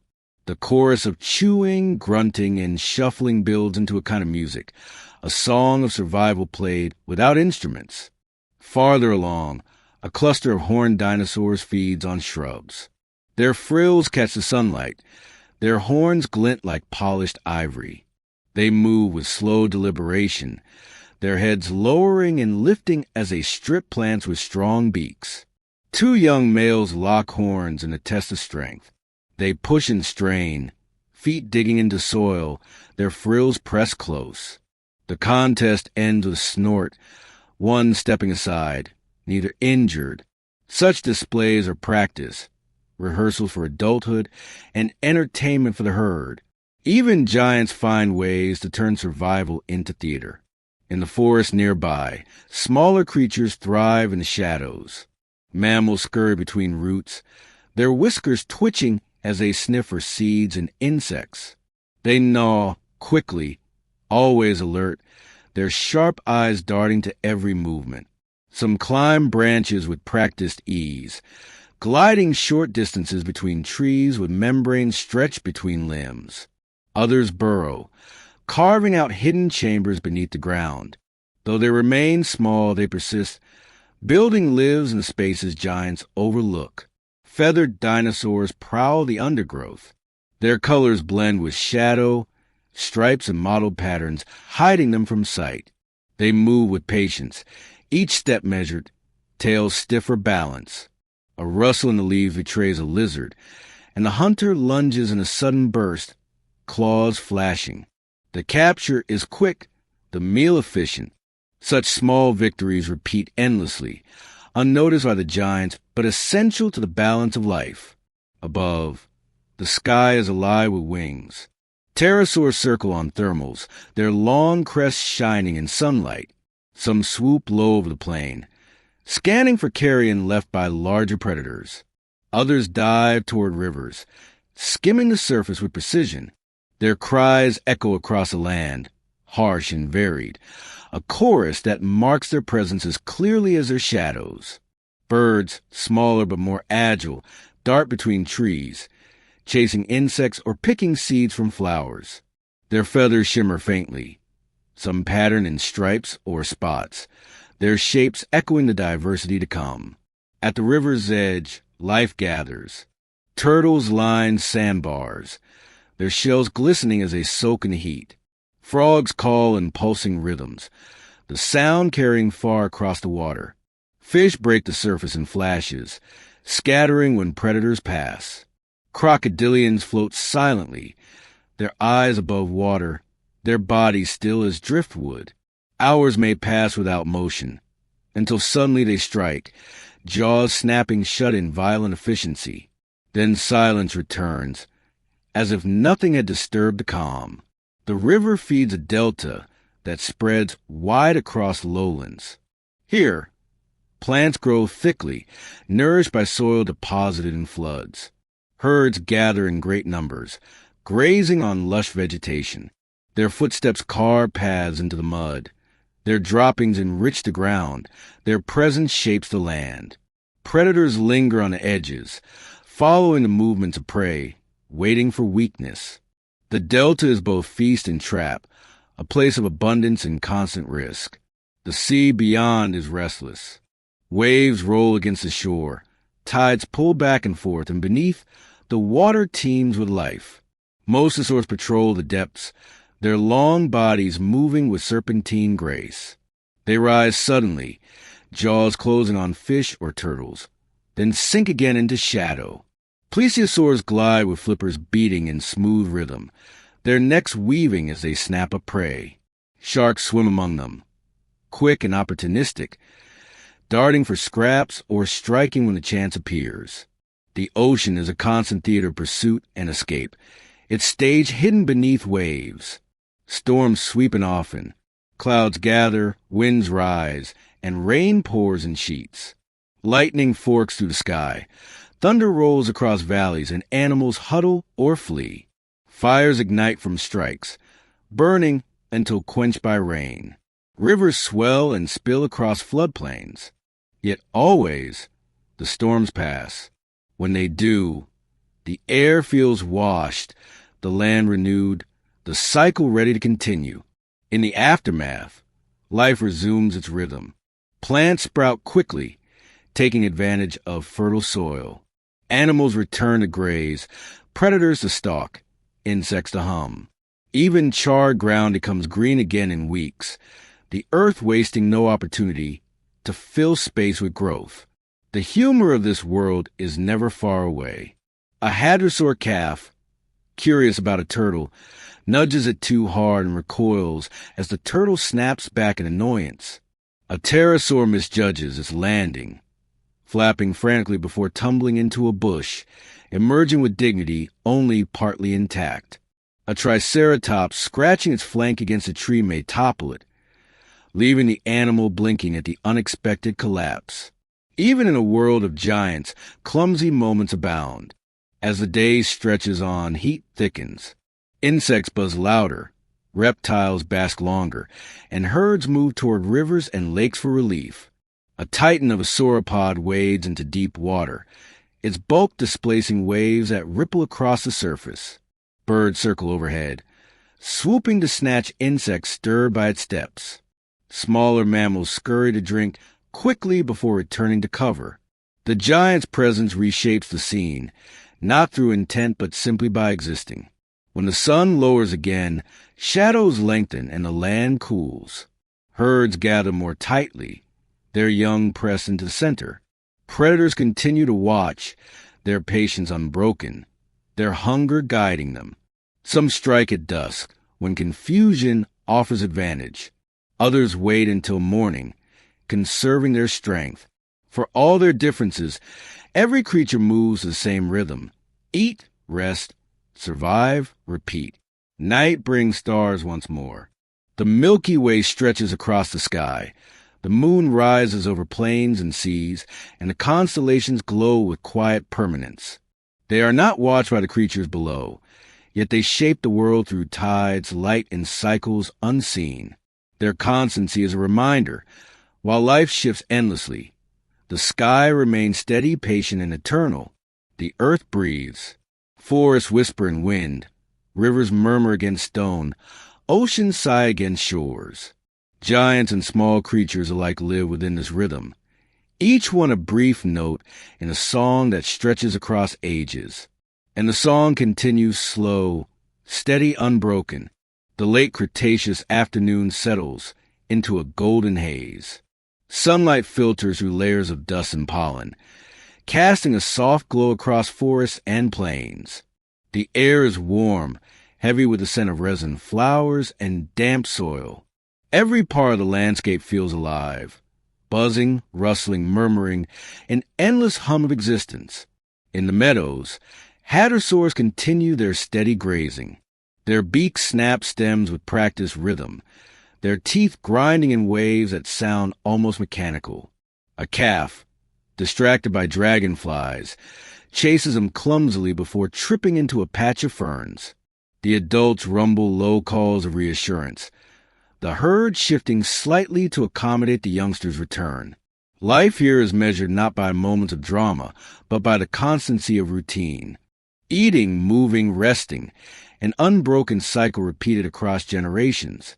At the forest edge, a triceratops lowers its head to browse. Its horns and frill are impressive, but in this quiet moment they are ornaments of calm rather than weapons. Birds flutter down to pick insects from its back, while beetles scuttle through the grass at its feet. The dinosaur exhales a deep, slow sound, like the sigh of a furnace cooling. Around it, calves mimic its movements, testing their horns against saplings, some snapping branches, others simply getting tangled. Even practice carries its comic struggles. The ground shakes with heavier steps. A titan of a sauropod emerges from the trees, its neck stretching far above the canopy. It moves slowly, each step pressing deep into soil. As it feeds, branches break, leaves rain down, the forest shifts to accommodate its size. Smaller creatures take advantage of the disturbance. Birds swoop in for insects knocked loose. Mammals scurry to collect seeds freed by trampling. One animal's meal becomes another's opportunity. The chain of benefits stretching across species without plan. Predators remain watchful. A tyrannosaur stands on a rise, its silhouette sharp against the sky. Its eyes fix on the herd below, calculating distance, strength, and weakness. It does not move quickly. Energy is too precious. Instead, it waits. Its patience as much a weapon as its teeth. The herds remain alert, shifting slightly to keep calves safe in their centers. The standoff may last hours, even days, before a chance breaks the tension. Smaller hunters slip between ferns and shadows. Dromaeosaurs stalk with feathers rustling softly, their tails stiff for balance. Their targets are modest birds, mammals, hatchlings, but their hunts are no less skilled. They dart suddenly, claws flashing, teeth snapping, and vanish again into cover. Sometimes they succeed, sometimes they fail spectacularly, skidding on damp soil or missing a leap. In such failures lies a certain humor, though the hunter likely finds little to laugh about. The river nearby glitters under the sun. Crocodilians float silently, their eyes just above water, their bodies still as stone. Hours pass without movement until, in a burst, one surges forward, jaws clamping around a fish. The splash echoes briefly, then calm returns, the surface smooth once more. Turtles line the banks, soaking in heat. Frogs croak steadily, their cores building in waves that roll across the valley. Insects dance above the water, their wings flashing in arcs of light. The delta beyond the river is lush, a place of constant renewal. Floods spread rich soil, plants sprout quickly, and herds gather in abundance. Their movement carves paths, their droppings fertilize ground, their trampling reshapes the land. Predators shadow them, but abundance favors prey. Even in a dangerous world, There are seasons when food and safety overlap. At the coastline, waves pound cliffs, spraying mist into the air. Pterosaurs perch in colonies, their crests flashing like banners in the sun. They squawk and bicker over space, some spreading wings to claim a patch of rock, others diving suddenly into the sea. Their cries echo against stone, sharp and constant, a chorus of wings and voices. Birds weave among them, smaller, quicker, darting after insects or snatching scraps. Beneath the waves, Mosasaurs patrol. Their bodies move with smooth strokes, their jaws snapping shut on prey in violent bursts. Plesiosaurs glide in contrast, their long necks weaving gracefully as they pick off fish. Sharks move among them, opportunists in every sea. The ocean is a stage of endless chases, none lasting long, all repeating endlessly. Storms continue their visits. Dark clouds gather, winds rise, and rain falls in torrents. Lightning forks, thunder rolls, and animals scatter or huddle. Fires start, burn, and fade. Rivers swell and carve new paths. The cycle repeats, destruction and renewal woven together so tightly they seem like one act. When skies clear, life resumes. Flowers bloom brighter, washed clean by rain. Herds return to graze. Predators return to watch. Insects resume their buzzing chorus. The land wastes no time in recovering, as though every pause is only preparation for growth. At night, the stars open wide. The Milky Way stretches across the sky, brilliant and unbroken. The moon rises, silver and constant, pulling tides and casting pale light over plains and seas. Herds gather tightly, their calves press into safety. Nocturnal mammals scurry with purpose, their small bodies weaving between roots and shadows. Birds call softly, feathers catching faint light. Feather hunters move silently, their steps careful, their eyes sharp. Life shifts but never ceases. Even in darkness, humor finds its place. A young hadrosaur startles at a moth, spinning awkwardly in circles before settling down in embarrassment. A pterosaur flapping in place misjudges its landing, crashing into a companion and sending both squawking into the air. A triceratops attempting to drink may dunk its frill into the water, emerging dripping and snorting. The absurdity of existence is as constant as its seriousness. Through all of this, the earth remains steady. Continents drift slowly, mountains rise and erode, rivers carve valleys, seas advance and retreat. The changes are vast, yet they move with the patience of millennia. The creatures of the Cretaceous live within this motion, each generation adapting, each life brief against a scaled planet. The earth breathes on, its rhythm unbroken. Forests sway, plains stretch, seas churn, stars glow. Life continues, slow and steady, unhurried and unstoppable. The Cretaceous world, in its late chapters, hums with fullness that feels almost overflowing. Plants cover every surface, roots clutching soil, vines climbing trunks, flowers bending toward the sun.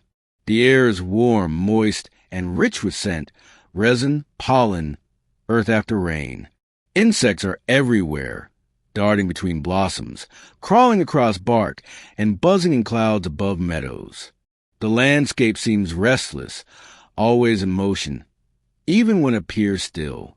On open plains, herds of hadrosaurs stretch in every direction. They move like slow rivers of bodies, flowing across the land with steady purpose. Their beaks snip grass-like plants. Their teeth grind endlessly. The sound is constant, a deep chorus of crunching and chewing. Calves mingle among adults, learning the rhythm of feeding, sometimes distracted by dragonflies or flowers until nudged gently back into line. The herd is protection as much as it is family. Safety lies in numbers, in the mass of bodies that confuses predators and shields the vulnerable. Closer to the forest edge, horned dinosaurs browse shrubs and low trees. Their horns gleam in sunlight, Their frills rise like armored sails. When threatened, they form a wall, heads lowered, horns pointing outward in a living barricade. Yet most of their days are quieter, tilting heads to crop leaves, snorting softly, calves practicing horn locks against one another in play. Their frills flash in patterns unique to each species, signs as much about identity as about defense. To walk among them would feel like passing through a parade of crests and banners, each announcing itself silently but unmistakably. In the distance, titanic shapes loom. Sauropods, the last of their mighty lineage, feed on treetops. Their necks sway like cranes, their steps shake the ground in a steady drumbeat. Each mouthful strips branches clean, leaving trees bare in seconds. Their presence is immense, yet their behavior is slow, almost gentle. They are builders and breakers at once, reshaping forests not with malice, but simply by existing. Around them, smaller creatures pick at the remnants, birds, mammals, insects, all feeding on the leftovers of giants. Predators never stray far. Tyrannosaurs patrol ridges and valleys, their eyes sharp, their sense of smell keen. They move slowly, conserving strength, watching herds with patient calculation. A calf that wanders too far, a weakened adult that lags behind. These are opportunities. But the great hunter does not strike often. Its life is as much waiting as chasing. Hunger teaches patience. Smaller hunters keep the shadows. Dromaeosaurs weave between ferns, their feathers blending with dappled light. Their tails balance every step. Their claws glint in brief flashes. They pounce on birds, mammals, lizards, whatever chance offers. Their hunts are quick, over in heartbeats. Sometimes successful, sometimes clumsy. A missed leap sends one skidding into leaves, wings flapping indignantly before it regains composure. Even efficient predators cannot escape the comedy of failure. Forests themselves are alive in their own rhythm. Conifers rise tall, their cones packed with seeds. Ginkgos spread fan-shaped leaves, unchanged in form from ages long before. Cycads stand squat, their fronds stiff, and flowers scatter color through undergrowth and meadows, subtle but constant. Their blossoms feed insects. Their fruits tempt birds and mammals. They are quiet engineers, weaving alliances with creatures that carry their pollen and seeds. With every bloom, the world grows more connected. The rivers that cut through these lands are arteries of life. Their waters glisten in the sun, carrying fish, turtles, and crocodilians. On banks, frogs call in endless cycles, their voices rising and falling like steady drums. Insects hover above the surface, their wings flashing in arcs of light.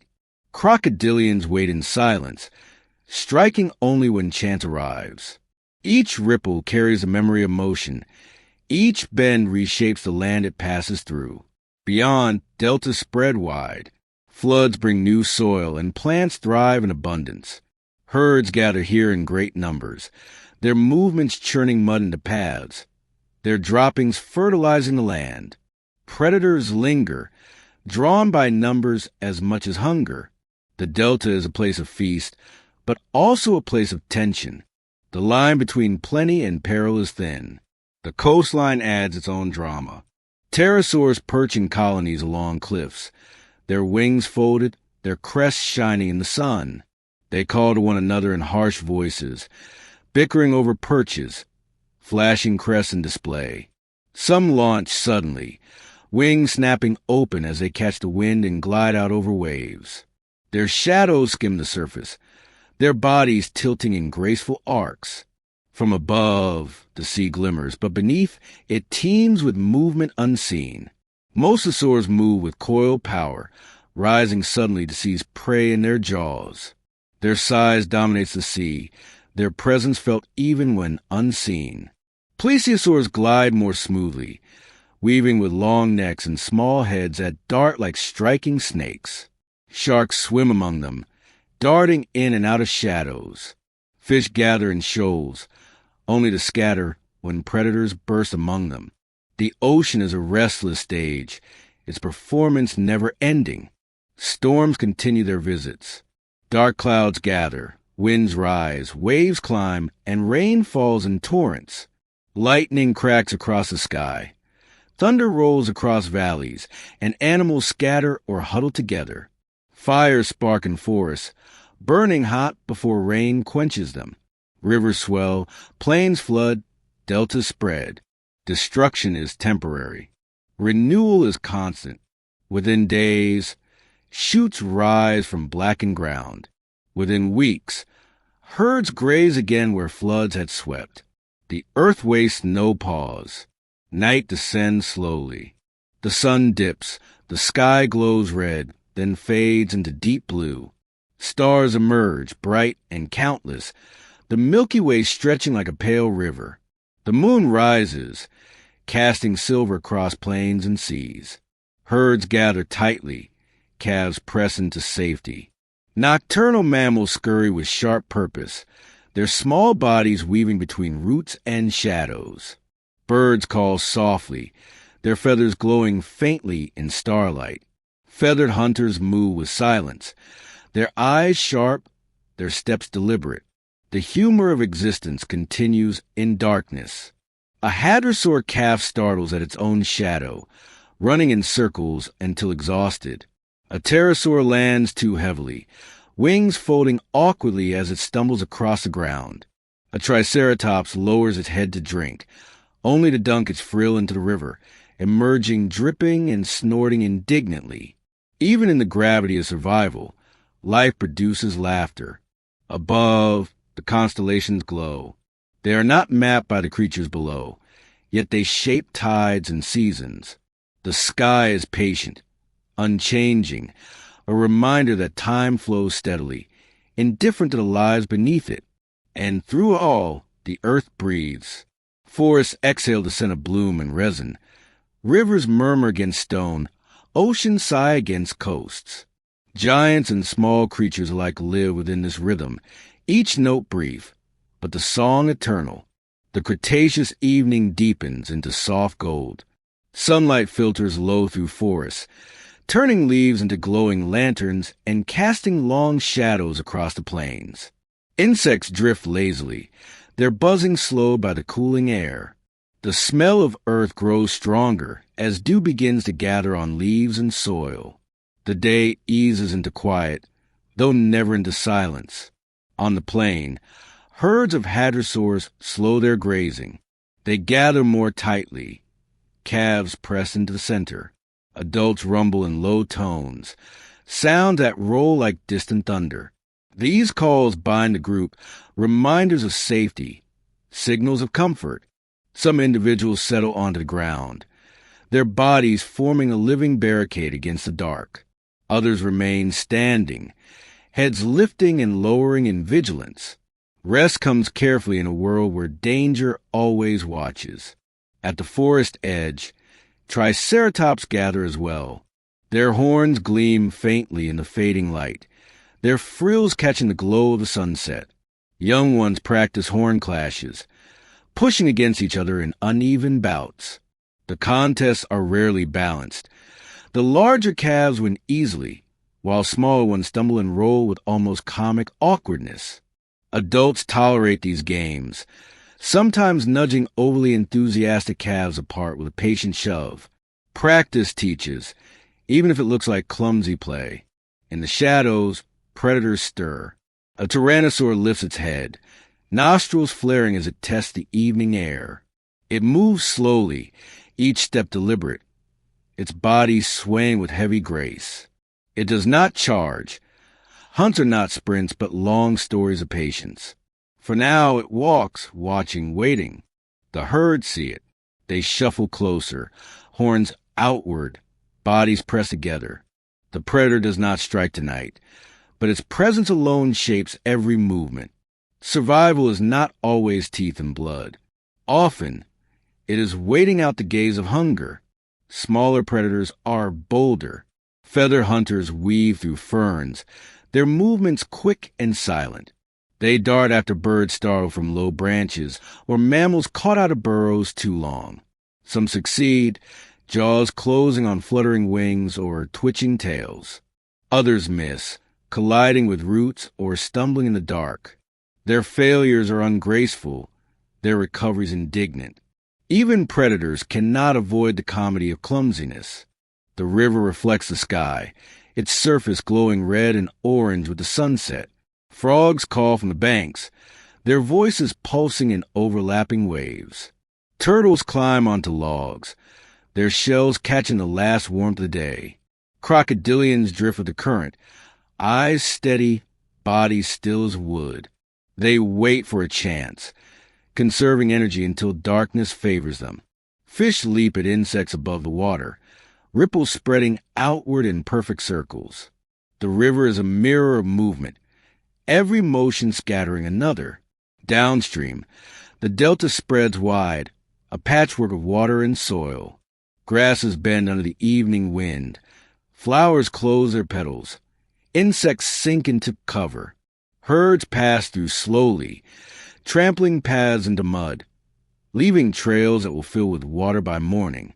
Birds follow, picking insects stirred from hiding. The delta is busy, yet its motion is unhurried. Every step measured by the weight of survival.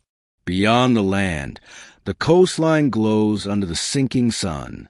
Pterosaurs gather in colonies along cliffs, their crests shining faintly, their calls echoing sharp and loud. They launch into the air in sudden bursts, wings catching the last warm currents rising from the sea. Some dive toward the water, skimming for fish before climbing again.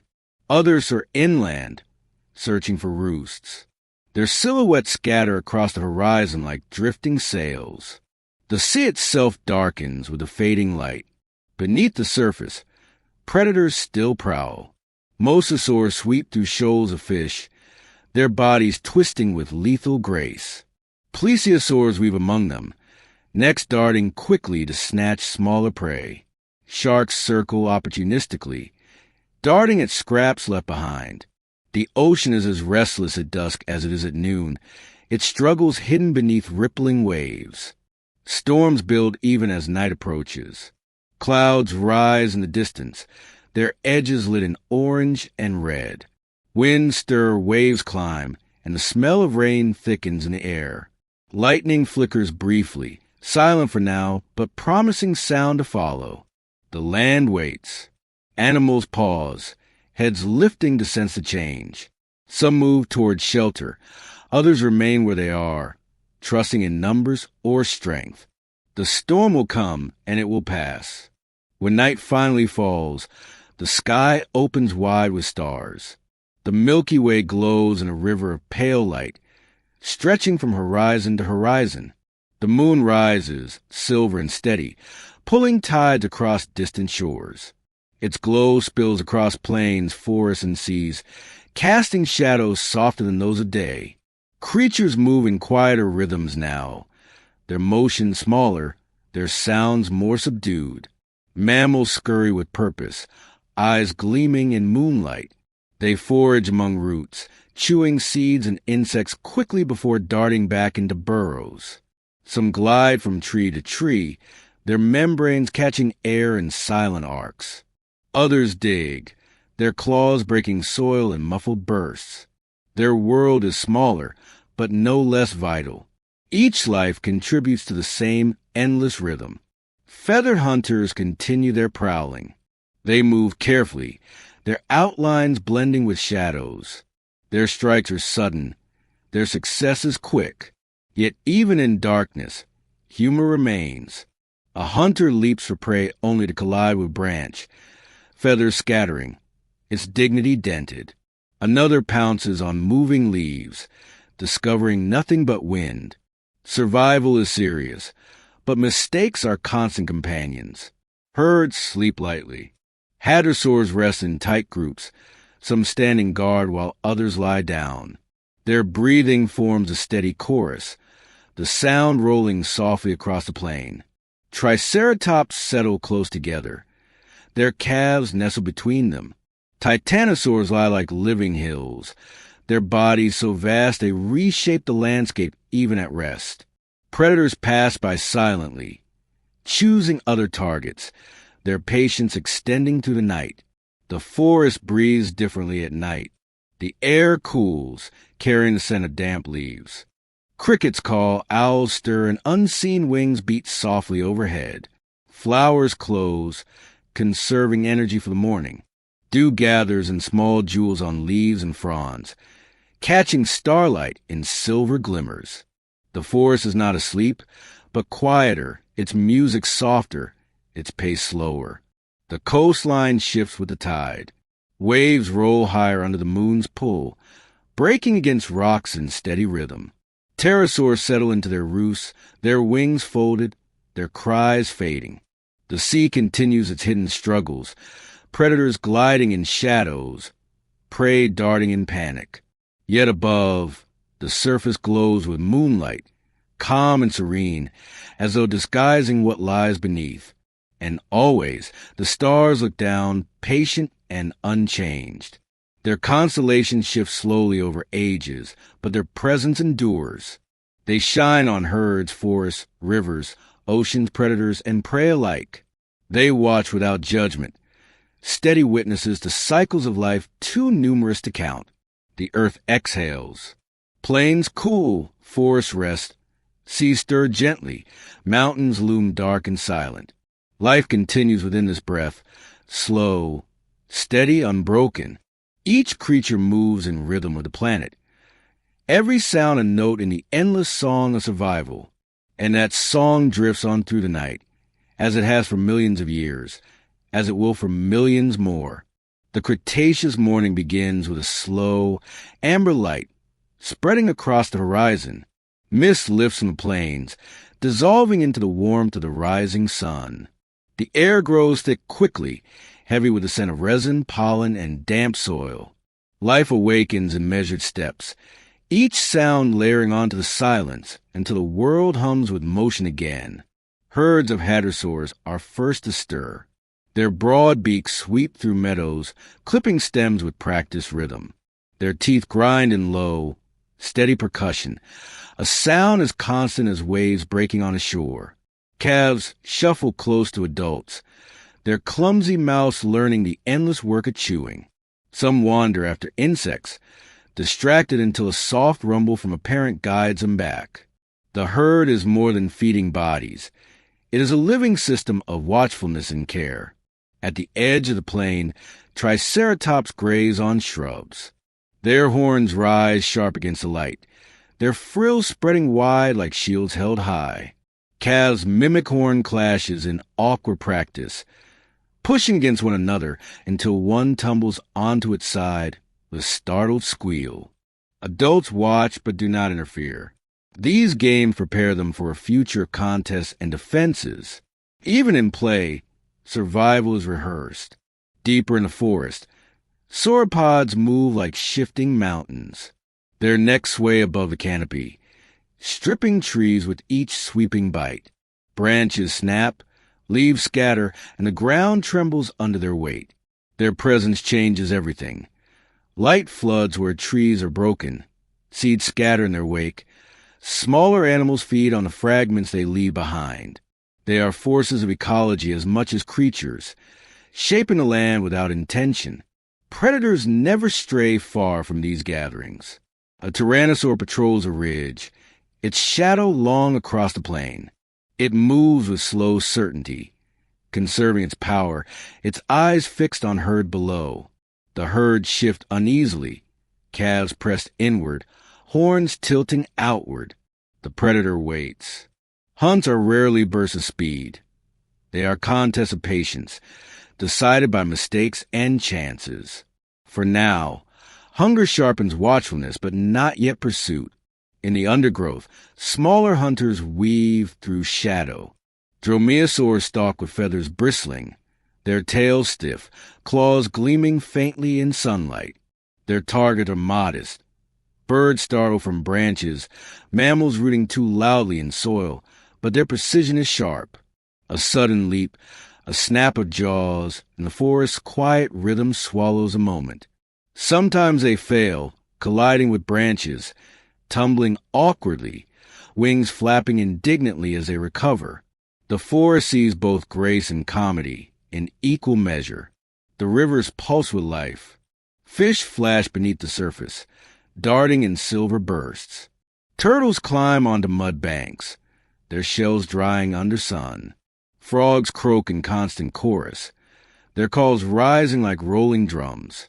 Crocodilians drift, eyes steady above the water, their bodies still until suddenly they aren't.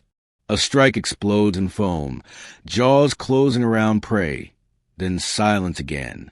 The river forgets each hunt as quickly as it happened. Deltas bloom at river mouths, fertile and dense. Grasses spread, flowers brighten, insects buzz in clouds. Herds gather here in numbers, trampling paths into soil, fertilizing the ground with every step. Birds follow, feeding on insects stirred by giants. Predators shadow them, waiting for the weak or unwary. The delta is abundance, but abundance always carries risk. Along the coast, pterosaurs cluster on cliffs. They squabble, their cries sharp and overlapping. Crests flash like signals in the sun, each shape and color a message to rivals and mates. Some launch suddenly, wings unfolding into wide sails that catch warm currents rising from the sea. They glide effortlessly, dipping low to skim the water, snapping up fish in practice dives. Birds weave among them, smaller and quicker, darting after insects or scavenging scraps. Beneath the waves, the ocean is restless. Mosasaurs rise in powerful sweeps, jaws clamping around prey before sliding back into shadow. Plesiosaurs glide with steady flippers, their long necks weaving as they hunt. Sharks circle, opportunistic as ever, darting at fragments and stragglers. Shoals of fish scatter in brilliant flashes, regrouping only to scatter again. The sea never rests. It is a constant cycle of pursuit and survival, played out in silence beneath the waves. Storms remain familiar intrusions. Clouds darken, winds rise, rain lashes the land in heavy sheets. Lightning cracks, thunder rolls, and fires spark in dry forests. Animals scatter or huddle, rivers surge and flood, deltas spread with water and mud. Yet within days, green returns. Shoots rise from scorched soil, flowers bloom, herds graze again where chaos swept through. The earth wastes no time, even destruction feeds its rhythm. At dusk, the sky glows red and gold. Herds cluster close, calves tucked into centers, adults circling outward. Predators stalk, some striking in twilight confusion, others waiting for full dark. The air cools, insects buzz lower, and frogs call louder. The world shifts into softer tones, but its motion does not cease. Night opens with stars. The Milky Way stretches across the sky in a river of pale fire. The moon rises, silver and constant, its pull felt in every tide. Herds breathe in slow unison, their forms like hills on the plains. Nocturnal mammals scurry, their eyes reflecting faint light. Birds settle, some silent, others calling softly. Feather hunters prowl with careful steps, their eyes gleaming as they strike unseen prey. The humor of existence lingers even in darkness. A hadrosaur calf mistakes a bush for an intruder, charging bravely before recoiling in embarrassment. A pterosaur attempts to land in a crowded roost, wings tangling with its neighbors until the entire group erupts in squawking chaos. A triceratops lowers its head to drink but slips forward, dunking its frill in water and emerging dripping, blinking at its own clumsiness. Life, for all its seriousness, is never free of foolishness, and above, the stars remain steady. Their constellations drift slowly across millennia, but they shine on unchanged. They look down on herds, forests, oceans, storms, predators, prey, laughter, and struggle alike. They keep their watch, indifferent and eternal. The earth breathes. Plains exhale warmth. Forests whisper with leaves. Rivers murmur, seas sigh. Creatures live within this rhythm, their lives short against the scale of time, their presence fleeting but essential. And the rhythm continues, slow and steady, carrying the age forward in patient steps. The Cretaceous afternoon leans toward its quiet descent. Sunlight pours through a haze of dust and pollen, painting the land in muted gold. Shadows lengthen, stretching across plains and forests, and the air grows heavy with the warmth of the day. Life moves at a slower pace now, each creature conserving energy as the sun begins its steady fall. On open meadows, hadrosaurs graze in patient rhythm. Their beaks snip leaves, their teeth grind in endless repetition, a sound like distant machinery that never stops. Calves push close to parents, imitating each bite, sometimes chewing on flowers too tough for their small jaws. One youngling, distracted by dragonflies, snaps at the air, earning nothing but laughter in the form of low rumbles from nearby adults. Even in a world ruled by survival, there is room for clumsy humor. At the edge of a woodland, triceratops gather in small groups. Their horns glint in the angled light, their frills outlined by the sun. Adults browse shrubs, snapping branches with ease, while calves clash horns in awkward mimicry of grown battles.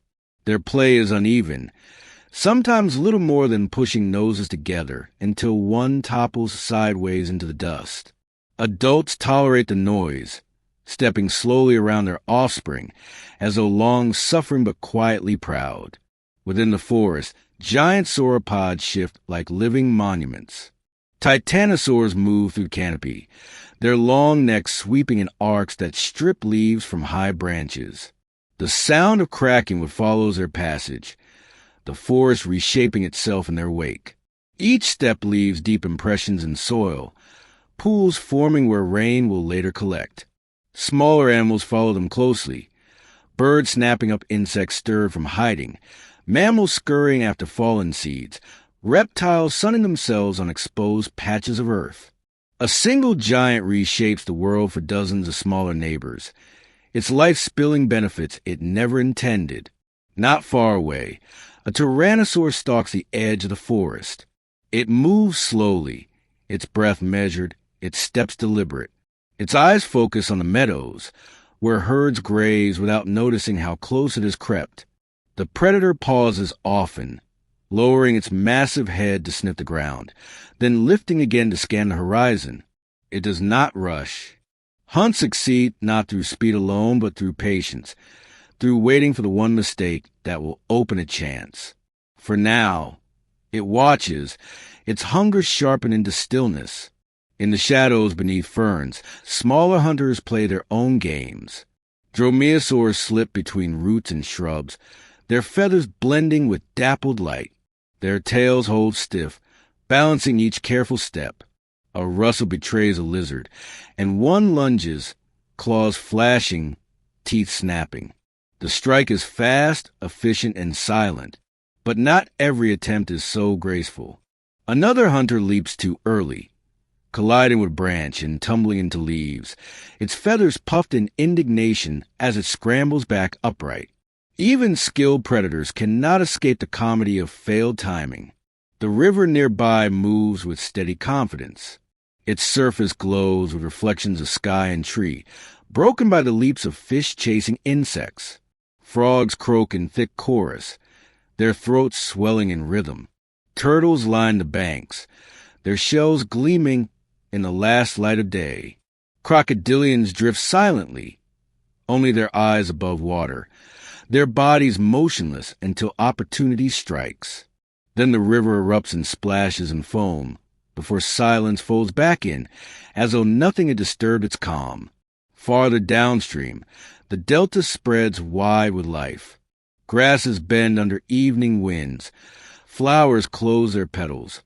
Insects hum lower to the ground. Herds move through slowly, carving trails into mud, calves splashing playfully in shallow pools. Birds pick insects stirred from hiding, their wings flashing in quick arcs. Predators circle the edges, waiting for stragglers. The delta is lush, but its generosity is matched by its dangers. At the coast, pterosaurs cluster in raucous colonies. They squawk and bicker, flashing their crests in patterns of display and defense. Some perch awkwardly on narrow ledges, flapping to maintain balance before settling into uneasy rest. Others launch themselves suddenly, their wings opening wide to catch the rising wind. They soar above waves that glitter with fading sunlight, their shadows long and fleeting on the water below. Beneath the surface, the ocean churns with hidden pursuits. Mosasaurs coil through the depths, rising in bursts of power to seize prey.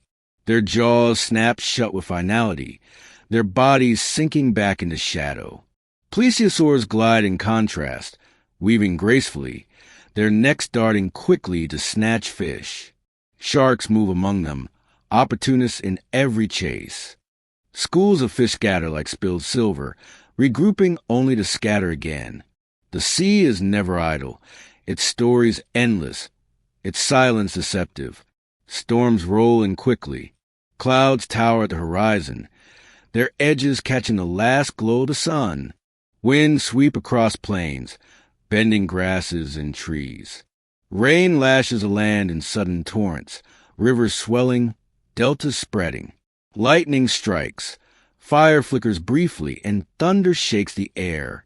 Animals scatter or endure, herds bunching tightly, predators retreating to cover. Yet just as quickly as it began, the storm passes.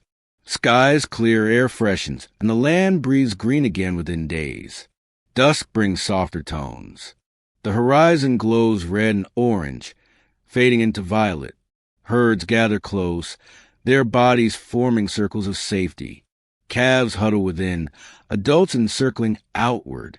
Predators wait at a distance, their silhouettes sharp against the fading light. The plain falls quiet, save for steady chorus of insects and the distant calls of birds settling into trees. Night arrives with its own brilliance. Stars emerge, countless and steady, the Milky Way stretching wide. The moon rises, silver and constant, casting light across plains and seas. Herds breathe in low unison, their forms like rolling hills under starlight. Mammals scurry quickly, their eyes gleaming, their movements sharp and purposeful. Birds rest, feathers tucked, some murmuring in soft calls. Feathered hunters move silently, their claws glinting faintly as they stalk small prey. Even now, humor lingers in small moments. A hadrosaur calf mistakes its own shadow for a predator, bolting forward before collapsing in confusion. A triceratops scratches too hard against a tree, tipping it over with an expression that might almost be surprise. A pterosaur lands clumsily in its colony, tangling wings with neighbors until half the roost erupts in indignant squawks. Even under the solemn stars, foolishness belongs to life as much as strength. The constellations remain unchanged, glowing with patient permanence. They watch silently, their patterns drifting only across ages too vast for any creature to notice. They shine over giants and small creatures alike, over hunters and herds, over oceans and forests. Their indifference is steady, their witness eternal. The earth breathes. Forests whisper in wind, rivers murmur against banks, seas sigh against rocks, plains exhale warmed into night. Life continues within this rhythm, short-lived, fleeting, but essential. And the rhythm carries forward, slow, steady, and unbroken, just as it has for millions of years. The Cretaceous day opens again, warm and heavy, as though the earth itself breathes slowly beneath a blanket of green. The air is thick with pollen and the scent of resin, layered with the faint sweetness of flowers. Insects stir first, buzzing between blossoms, crawling across bark, whirring in clouds above meadows. Their hum forms the foundation of the day's music, a constant drone that never truly stops. On the plains, hadrosaur herds move like flowing rivers of bodies. Their beaks snip stems in endless repetition, their teeth grinding steadily.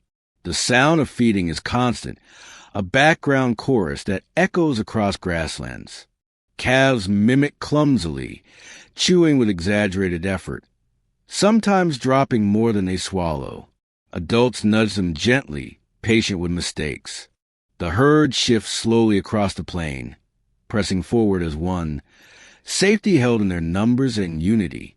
Near the forest, Triceratops graze with deliberate strength. Their horns rise like living spears, their frills flashing patterns of shadow and light. Adults feed in calm silence, snapping branches easily with their beaks. Calves clash awkwardly in play, their small horns locking with little force, their legs tangling until one rolls over in the dust. The others stare briefly, then resume feeding, the calf scrambling back up as if nothing had happened. Life does not pause for embarrassment.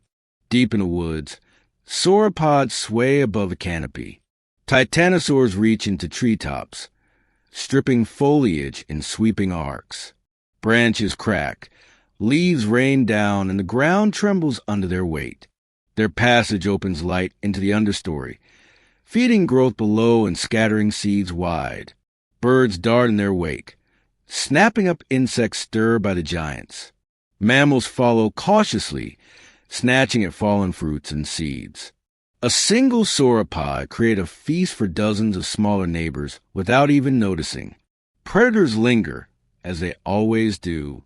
A tyrannosaur watches from a low ridge, its breath steady, its body swaying with quiet patience. Its eyes fix on the herds below, measuring, calculating. It does not rush forward.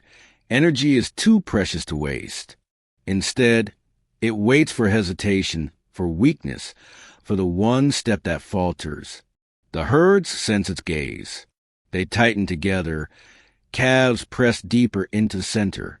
No strike comes, but the pressure of hunger shapes the day as surely as teeth. Feathered hunters weave through the shadows.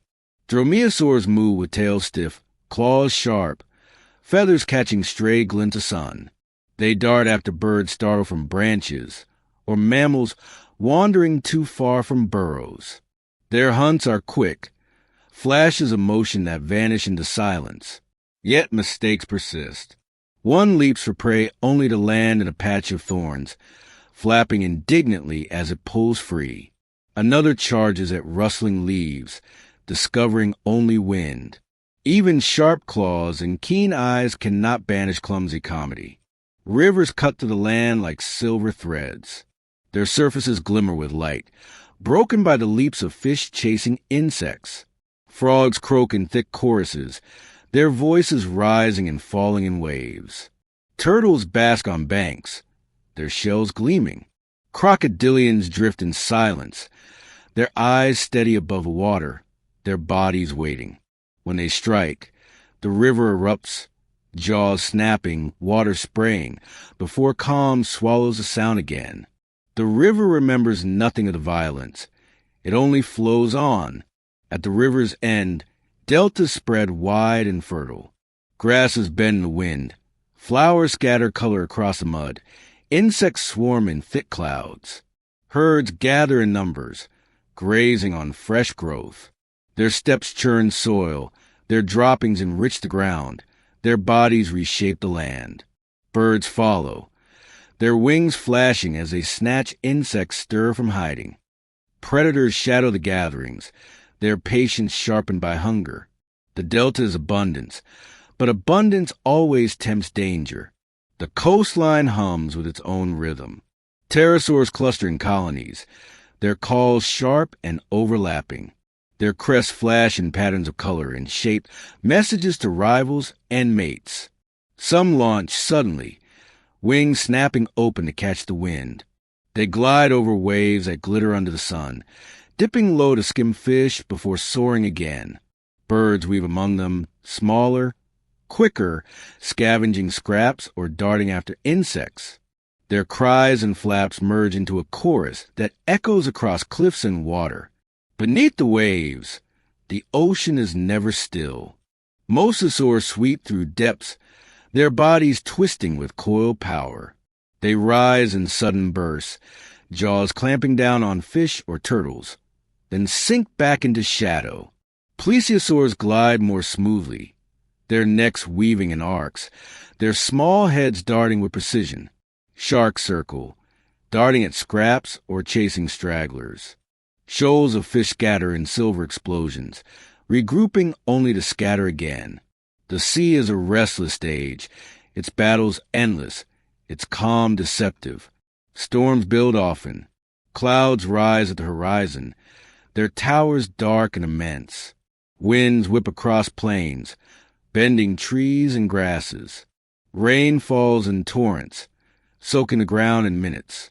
Rivers swell, deltas flood, and lowlands vanish underwater. Lightning forks across the sky. Fires spark and fade. Thunder shakes the earth. Animals scatter. Herds bunch. Predators retreat to cover. Yet as quickly as it comes, the storm passes. Air clears, plants lift. Herds graze again. Renewal begins immediately, as if destruction were only preparation for growth. Evening brings softer light. The horizon glows red and orange, fading into violet. Herds cluster tighter. Calves press into the center, adults encircling outward. Predators stalk, but do not always strike. Sometimes patience extends into night. Insects buzz lower. Frogs call louder, and the plain hums in softer tones.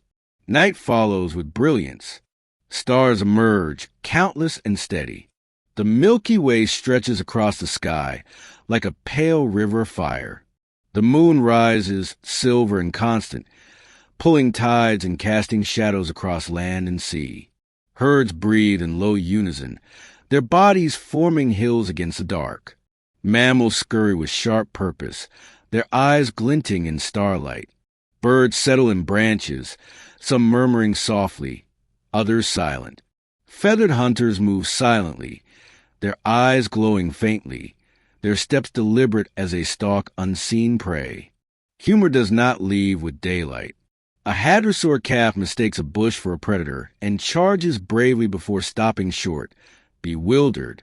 A triceratops scratches against a tree until it topples, leaving the animal blinking in confusion. A pterosaur misjudges a landing, tumbling into companions and setting off a chain of indignant squawks. Even under solemn stars, life finds ways to laugh at itself.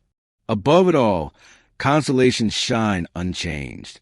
They drift across millennia, but they remain steady, their patterns unnoticed by the creatures below.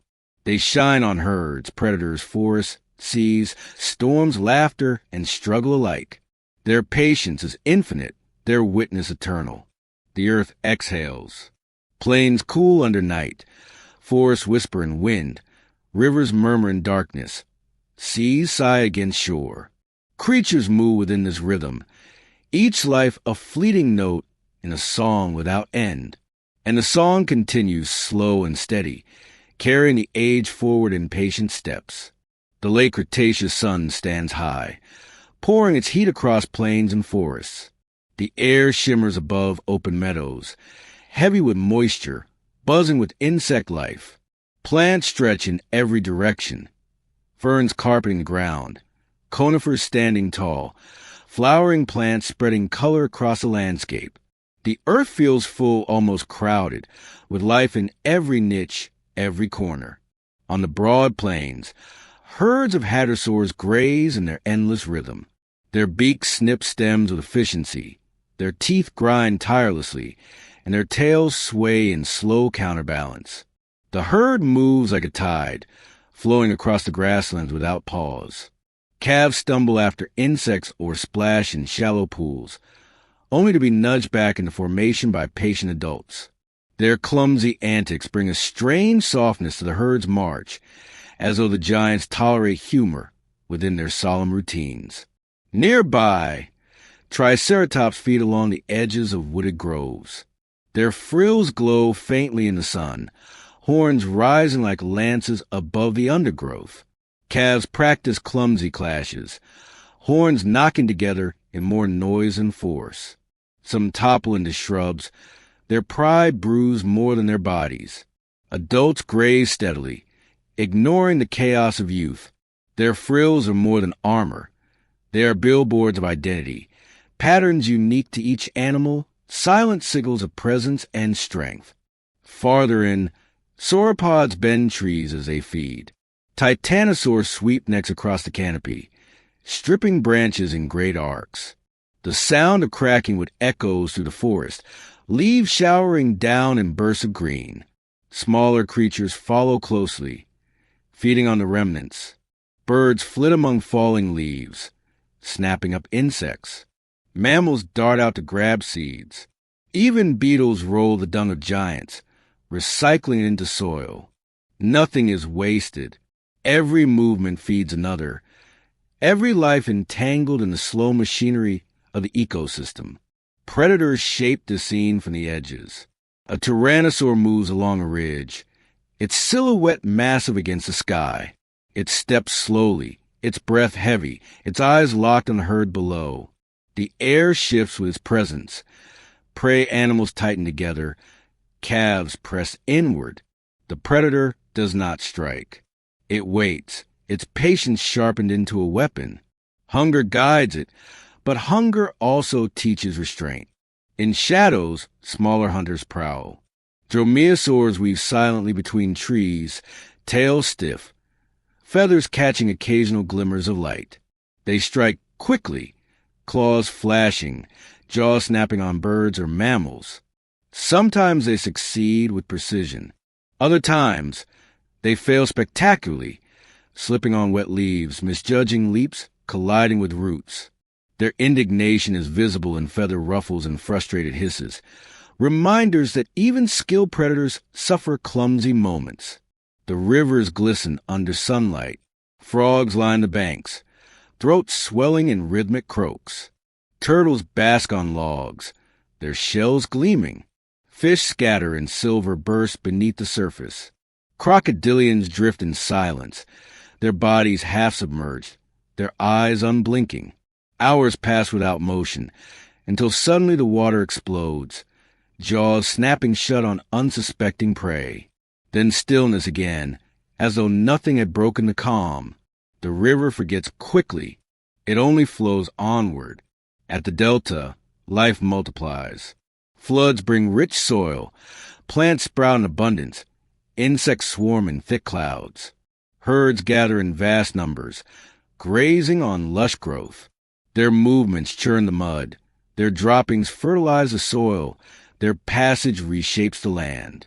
Birds pick insects stirred into the air. Mammals scurry after seeds. Predators circle these gatherings, patient and watchful. The delta is feast and trap alike. At the coastline, colonies of pterosaurs dominate cliffs. Their calls ring sharp across the air. Their crests flash like banners in sunlight. They squabble over perches, some launching suddenly into the wind. Their wings spread wide, catching thermals, gliding over glittering waves. They skim fish from the surface, snapping jaws with precision before soaring back to their roosts. Birds weave among them, smaller and quicker, scavenging scraps. The air is thick with wings and cries, a sky alive with motion. Beneath the waves, the ocean surges with power. Mosasaurs coil and strike, their bodies slicing through schools of fish. Their jaws close with thunderous certainty, prey vanishing in bursts of bubbles and foam. Plesiosaurs weave through shallows, necks darting quickly, their small heads snatching fish with efficiency. Sharks circle opportunistically, darting in for scraps or pursuing weak targets. Shoals scatter in silver explosions, regrouping only to scatter again. The ocean never rests, its stage one of constant chase. Storms come often. Dark clouds pile on the horizon. Winds rise. Rain lashes land and sea. Lightning forks. Thunder rolls. Rivers swell. Forests shake. Fires spark from strikes, burning until rain quenches them. Animals scatter or endure, herds bunching tightly. Predators retreating to cover.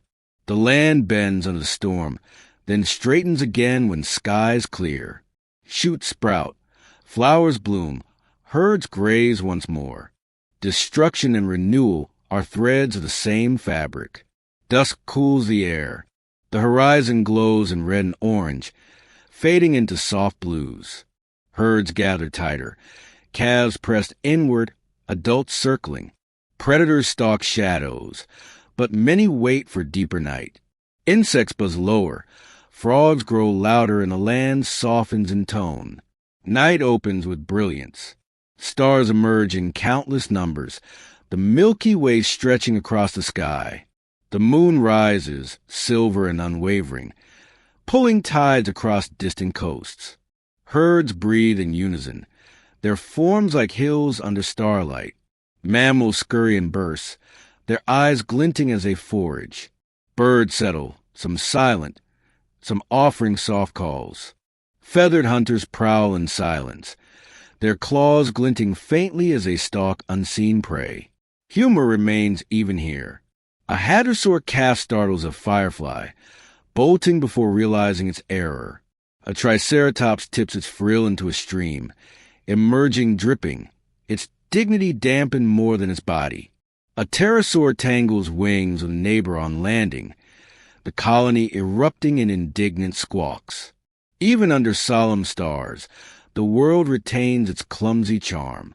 Above, the constellations shine unchanged, their slow drift invisible to all but the ages. They shine over plains and forests, over seas and storms, over laughter and struggle alike. Their patience is infinite, their silence eternal. The earth breathes. Plains cool, forests whisper, rivers murmur, seas sigh. Creatures move within this rhythm, each note brief but essential. And the rhythm carries forward, steady, patient, unbroken, through days and nights, through storms and calm, through life and death alike. The Cretaceous morning breaks with a soft haze that clings to the lowlands. Sunlight filters through, diffuse into pale gold. The air is already warm, heavy with moisture, carrying the mingled scent of resin, flowers, and soil damp from a night. The earth wakes slowly, its chorus of sounds layering one upon another until the stillness of dawn gives way to the fullness of day. On the plains, hadrosaurs begin their march across fields of growth. They feed without pause, beaks clipping stems, teeth grinding in waves of rhythm. The herd is immense, stretching across the horizon, its movement like a tide flowing over land. Calves push close to adults, occasionally darting away in brief bursts of curiosity before being guided back with soft calls. Their clumsy antics bring an unspoken balance, survival tempered with innocence, work softened by play. At the edge of forests, triceratops browse shrubs and saplings. Their frills shine faintly in the angled light, their horns glinting like polished stone. Adults feed with calm strength, while juveniles clash awkwardly, horns knocking with little force, their legs slipping in dust until one collapses in a heap. The others glance briefly, then return to feeding. The lesson of balance is simple: stumble, rise, and continue. Life does not pause to linger on pride. Deeper in the woods, sauropods move like shifting towers. Titanosaurs stretch their necks above the canopy, sweeping arcs that strip branches clean. Leaves drift downward in showers of green, feeding a cascade of smaller lives. Birds darting to catch insects stirred from hiding. Mammals scurry to collect fallen seeds. Reptiles bask in newly opened light. Each giant is not only a consumer, but a creator of countless opportunities, reshaping the forest with every breath and step. Predators stalk at the edges. A tyrannosaur moves along a low ridge, its head swinging slowly as it scans the land. Its breath rolls heavy, its patience honed by hunger. It does not rush into the herds below. It waits, calculating.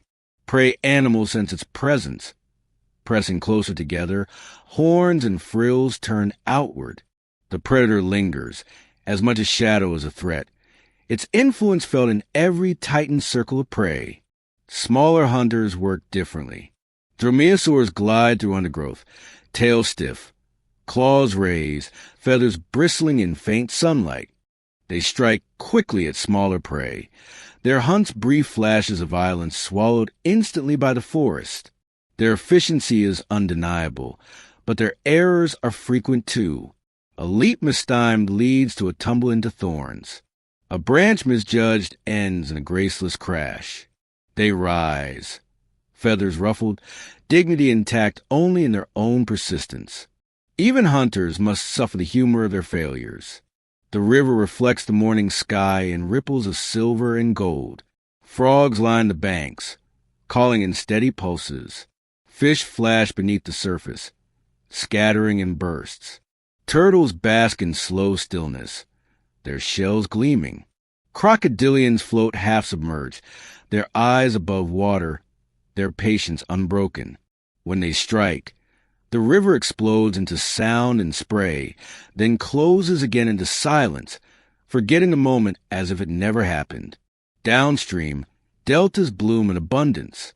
Floods enrich soil, plants spread thickly, insects rise in clouds. Herds graze in numbers, calves splashing playfully in shallow water, adults chewing steadily. Birds swoop in arcs overhead, snapping up insects. Mammals scurry in and out of sight, cautious but persistent. Predators circle the outskirts, their hunger sharpened by the wealth of prey. The delta is a gift, but one that demands constant watchfulness. Along the coast, pterosaurs gather in loud colonies. Their crests catch sunlight, flashing patterns of color. They squawk, bicker, and flap wings in constant motion. Some launch into the air, wings opening wide to catch rising winds. They glide above glittering water, their shadows skimming the surface before diving to snatch fish. Their cries echo against cliffs, sharp and harsh, yet familiar, part of the fabric of this world's noise. Beneath the waves, the ocean churns with its own rhythm. Mosasaurs coil through depths, their bodies moving with deceptive grace until they strike. Their jaws clamp down, scattering schools of fish into frantic spirals. Plesiosaurs glide, their necks weaving in elegant arcs as their small heads snap prey. Sharks move among them, darting quickly, opportunistic as ever. The sea is restless, its chase is endless, its silence deceptive. Storms remain familiar companions. Clouds tower at horizons, winds bend trees and grasses, rain lashes in torrents. Lightning splits skies, thunder shakes valleys, fires spark and fade. Animals scatter or endure, huddled in groups or retreating to cover. Floods spread, rivers swell, plains vanish underwater. Yet always the land recovers. Shoots sprout within days, herds graze within weeks. Flowers open again as though chaos had never arrived. Evening brings relief. The sun lowers, painting the sky in deep reds and oranges. Herds tighten, calves drawn inward, adults circling outward. Predators watch but do not always strike. Twilight belongs as much to patience as to pursuit. Insects buzz lower, frogs croak louder, and the air cools under softer tones. Night reveals its brilliance. Stars appear one by one until the sky fills, the Milky Way stretching in pale fire across darkness. The moon rises, silver and calm, pulling tides across distant shores. Herds rest lightly, their breathing steady, their forms rising like living hills under starlight. Mammals scurry, their eyes glowing faintly, their movements sharp and quick. Birds murmur softly from branches, feathers glowing in silver light. Feathered predators stalk in silence, their steps deliberate, their claws glinting faintly. Even here, humor endures. A hadrosaur calf tumbles after chasing a moth, rolling in dust before regaining its composure. A triceratops scratches against a tree until it topples, the animal blinking at the unexpected result. A pterosaur misjudges a landing, wings tangling with companions, until the colony erupts in squawks of indignation. Even under the solemn gaze of stars, foolishness persists. Above, constellations hold their slow positions. They drift only across ages too vast for creatures below to notice. They shine over herds, predators, forests, seas, laughter, and storms alike. They watch silently, indifferent, eternal. The earth breathes in unbroken rhythm. Plains exhale warmth. Forests whisper in wind. Rivers murmur over stone. Seas sigh against coasts. Life continues within this breath. Each note brief but vital. Each existence fleeting yet part of the whole. And the rhythm carries forward, slow and steady, through day and night, through storm and calm, through laughter and struggle alike. The late Cretaceous day begins warm and clear. Sunlight spreads slowly across forests, plains, and seas, painting the land in pale gold. Mist lingers in valleys, curling upward until it vanishes into heat. The air is heavy with scents of flowers and resin, pollen drifting in faint clouds that shimmer in light. Life stirs without hurry, each creature resuming its rhythm, as though continuing a song already long in progress. On the plains, herds of hadrosaurs graze steadily. Their beaks snip stems, their teeth grind in low percussion. The sound rises like a slow chant, constant and unbroken. Calves mimic clumsily, chewing with exaggerated effort, sometimes dropping more food than they swallow. Adults guide them with patience, rumbling soft notes of reassurance. The herd moves forward as one, safety and survival carried not in strength alone, but in numbers and cohesion. At the edge of the forest, Triceratops browse shrubs. Their horns glint in sunlight, their frills pattern like shields carved by unseen hands. Calves practice horn clashes, stumbling in awkward contests, rolling in dust before scrambling upright again. Adults feed calmly, ignoring the clatter of play. Their stillness carries weight, as though their presence alone assures the herd's survival. Within the forest, Titanosaurs sway above the canopy. Their necks sweep in arcs that strip branches clean. Leaves rain down, branches crack, and the ground trembles under their weight. Their passage reshapes the forest. Light floods where trees fall. Seeds scatter, insects stir, smaller animals rush in to claim opportunities. A single giant provides 100 meals without noticing, its life spilling into countless others. Predators shadow these gatherings. A tyrannosaur patrols a ridge, its steps deliberate, its breath slow. Its gaze fixes on the herds, patient and unblinking. It does not rush. Hunts are not races, but contests of endurance and timing. For now, it waits, a shadow more than a strike. The herd sense it nonetheless, tightening into closer ranks, calves shielded deep within. The predator's presence alone bends their behavior, shaping the day without shedding blood. Smaller hunters prowl closer. Dromaeosaurs weave between ferns, their feathers bristling, tails stiff for balance. They dart after birds and mammals, their strikes sudden and precise. Sometimes their leaps succeed, claws closing on prey. Other times they misjudge, colliding with branches, tumbling gracelessly into undergrowth, feathers puffed in indignation. Even efficient predators stumble, and their clumsy failures bring quiet humor to the forest floor. The rivers glitter under the sun. Frogs line the banks, throats swelling in rhythmic croaks. Turtles rest on sandbars, their shells warming in heat. Fish scatter in bursts of silver beneath the surface. Crocodilians drift in silence, eyes fixed above water, bodies patient as stone. When they strike, the river erupts in spray and sound, then calms again, the surface smooth as though nothing had happened. The river flows, indifferent to the struggles within. The deltas teem with life. Floods spread soil, plants flourish, insects swarm. Herds gather to graze on abundance, trampling mud into paths, calves splashing playfully in pools. Birds swoop overhead, snapping at insects. Mammals scurry, seeds clutched in their jaws. Predators circle, drawn by numbers, waiting for mistakes. The delta is generous, but its generosity is edged with risk. The coastlines echo with wings and cries. Pterosaurs cluster in colonies, crests flashing in sunlight, voices sharp and overlapping. They launch into the wind, wings unfolding into wide sails. Some dive to skim fish in the sea, others soar inland, riding thermals over cliffs and plains.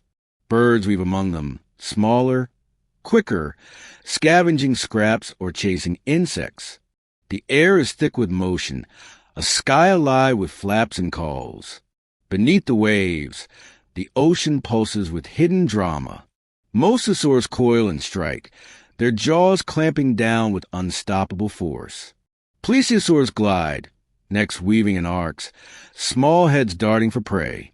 Sharks circle, opportunists in every chase. Shoals of fish scatter and regroup, flashing silver in frantic bursts. The sea is endless pursuit, endless escape, its stage vast and restless. Storms arrive with little warning. Clouds rise high, winds bend grasses, rain lashes land.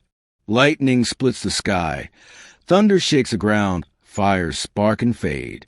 Rivers swell, plains vanish under flood, forests tremble in wind. Animals scatter or endure, herds huddled, predators hidden. Yet the land recovers. Shoots sprout days later. Flowers bloom, herds graze again. Destruction is never final. It feeds renewal. Evening comes in soft colors, red, orange, violet fading into deep blue. Herds cluster tight, calves drawn inward, adults circling outward. Predators stalk in shadow, but many wait for deeper night. The land quiets, but never into silence. Insects buzz lower, frogs croak louder. The day softens into a slower song. Night opens wide with stars. The Milky Way stretches across the sky, pale and endless. The moon rises, silver and constant, pulling tides and casting shadows. Herds rest lightly, their breathing steady, their bodies like low hills under starlight. Mammals scurry quickly, eyes glinting, movement sharp. Birds settle in branches, feathers tucked, calls soft. Feather hunters prowl in silence, claws gleaming faintly, their strikes swift and decisive. The humor of life remains. A hadrosaur calf startles at its own reflection in water, splashing backward in alarm. A triceratops scratches too eagerly, toppling a tree, its face frozen in baffled dignity. A pterosaur misjudges its perch, wings tangling with companions, the colony erupting in indignant squawks. Even under solemn skies, clumsiness persists, as much a part of survival as strength. Above, constellations hold their steady glow. They drift across ages too long for any creature here to measure. They shine over herds, predators, forests, seas, storms, laughter, and struggle alike. Their silence is eternal, their witness infinite. The earth breathes in patient rhythm. Plains whisper in grasses, forests sway in wind, rivers murmur, seas sigh against coasts. Life flows within this breath, each existence brief yet essential, each note fleeting yet part of the song. And the song continues, slow and steady, through days and nights, through storms and calm, through laughter and loss alike. The Mesozoic age carries forward, vast and steady, its millions of years stretched into a living continuity. Creatures rise, flourish, and fade, forests grow and fall, seas advance and retreat. Yet the earth persists, its rhythm unbroken, its patience infinite. To live within it is to be part of a cycle too large to see, too vast to end. The age does not hurry. It drifts, steady and quiet, toward its close. And in that patience lies its grandeur, the long breath of a world that carried giants, flowers, wings, and seas, each note of life playing to the same eternal song.